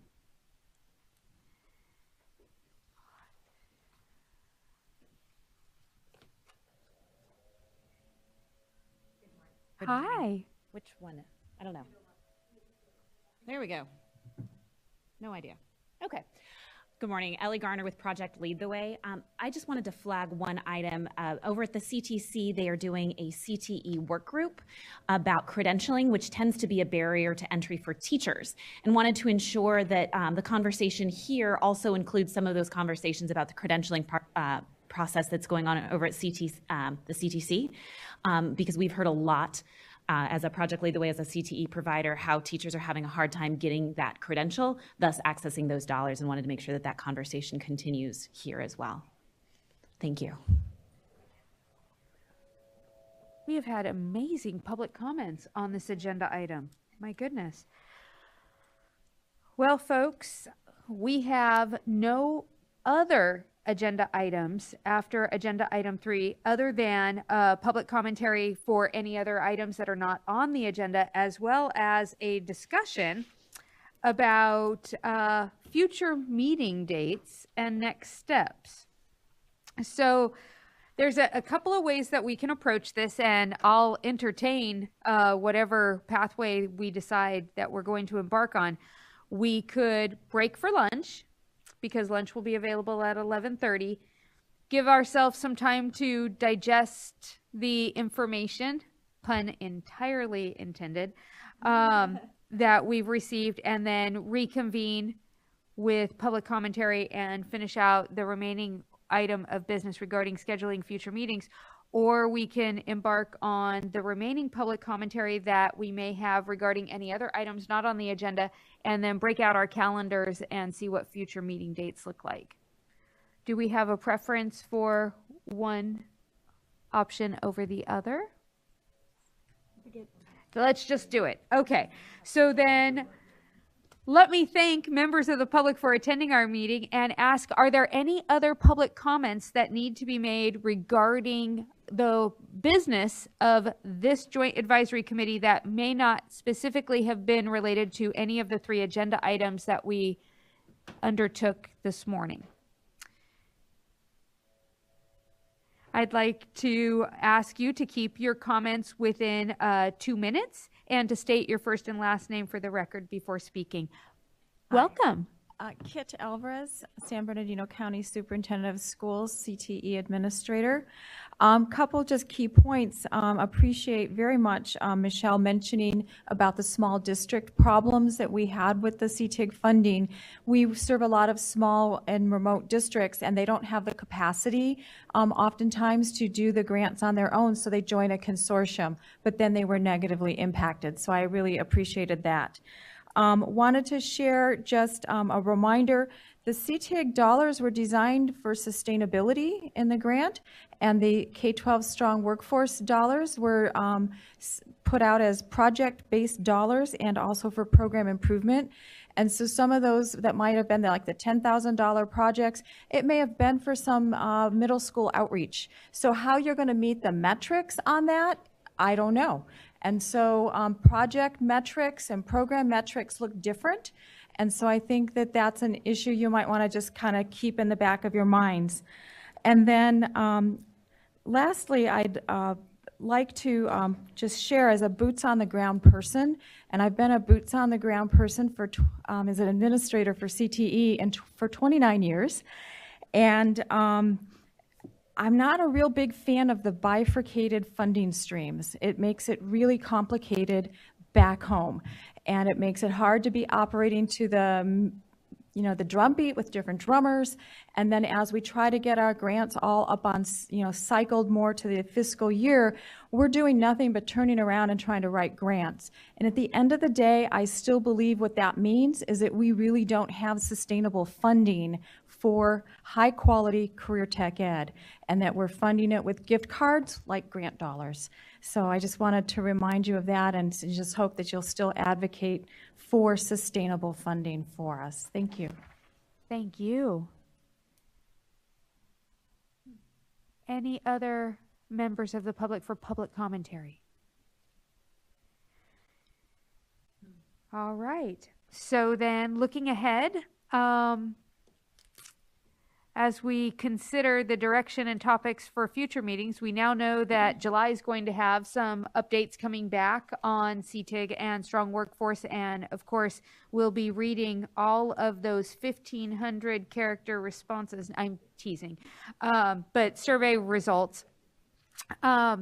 We have a schedule of future meeting dates that include Friday, July 12th from 9 to 2, Friday, September 13th from 9 to 2, and Friday, November 8th from 9 to 2. Now would be a good time to have a conversation about any of our schedules that may preclude us from being available on those Fridays from 9 to 2 that may impact the ability to conduct the meetings, especially considering the timeline that Michelle presented to us. It's going to be very important for us to meet so that we can move along on our Perkins 5 plan. So I've identified to staff the July date may be a problem for me. Okay. I've identified to staff that July 12th is a problem for me as well. And I've identified to staff that the November one I will not be able to attend, but the other two I can. I had a question about start times. Okay. Particularly related to travel. So those that are traveling from south, they're not always great flight times early in the morning, and was wondering how people's availability was if we started maybe an hour or so later. Okay. So if the dates will be okay for the majority of us, then we can entertain the conversation about the times. But I'm a little concerned with that Friday, already understanding that there are some of us that have issues. Do we know if the rest of us can attend the July, if we have 4 people, but we would absolutely have to have 4. Patricia's okay for that July date? Okay. Okay. Okay. So then, how about on that November date? It's okay? I won't be the person to mention that it's part of a long holiday weekend, but that Monday is Veterans Day, so I just want to make sure that it's not going to pose a problem for travel. I don't know, travel issues on holiday weekends tend to be more problematic, so it's going to have more to do with our time probably than the date. I like the time because we're going to be here for the state board. Okay. So for us, it's like day 3. Yeah. That's great. Okay. All right. So Friday, November 8th, 9 to 2, we are good. Yeah? Okay. So then working backwards, Friday the 13th, I couldn't imagine to be anywhere other than here. Yeah? Okay. So then maybe a conversation about the start time. Does that come again at the end of 3 days? So getting home. No, it's okay. No, if it makes your travel easier as well, then it's easy for us to. Where are you coming from? Ontario. From LA. Yeah. Okay. And then we'll take a look then at Friday, July 12th. So again, coming at the end of a series of. Well, I won't be here. Okay. I'm local, so we can be a little bit later that day. I'm okay. Okay. So would we say 10 to 3 then? I'm good. Depends on you. Yeah, I'll take the 9 to 2 for consistency, especially for the number of people that may be interested in providing input for public commentary with those survey responses at that point. So I think we're okay for these. Or yeah, I think so. Okay. So then we can now say that our tentative dates are probably good to go dates unless something intervening were to happen. And I'm looking to see, are there any items that need to be agendized, members of the committee, that we would want to see on the next meeting's agenda, other than those that are already going to be presented as updates? Anything? Got it. Yeah. All right, then. I will thank everyone once again for attending our very, very productive meeting. The staff is working with members to find additional dates going into December and January, and I'm sure we'll have an update on those. But we are good for Friday, July 12th, our next meeting from 9 to 2. And now would be a great time to entertain a motion to adjourn to lunch. I'll move. Is there a second? Very good. Thank you all for attending, and we are adjourned. It is now 11:33.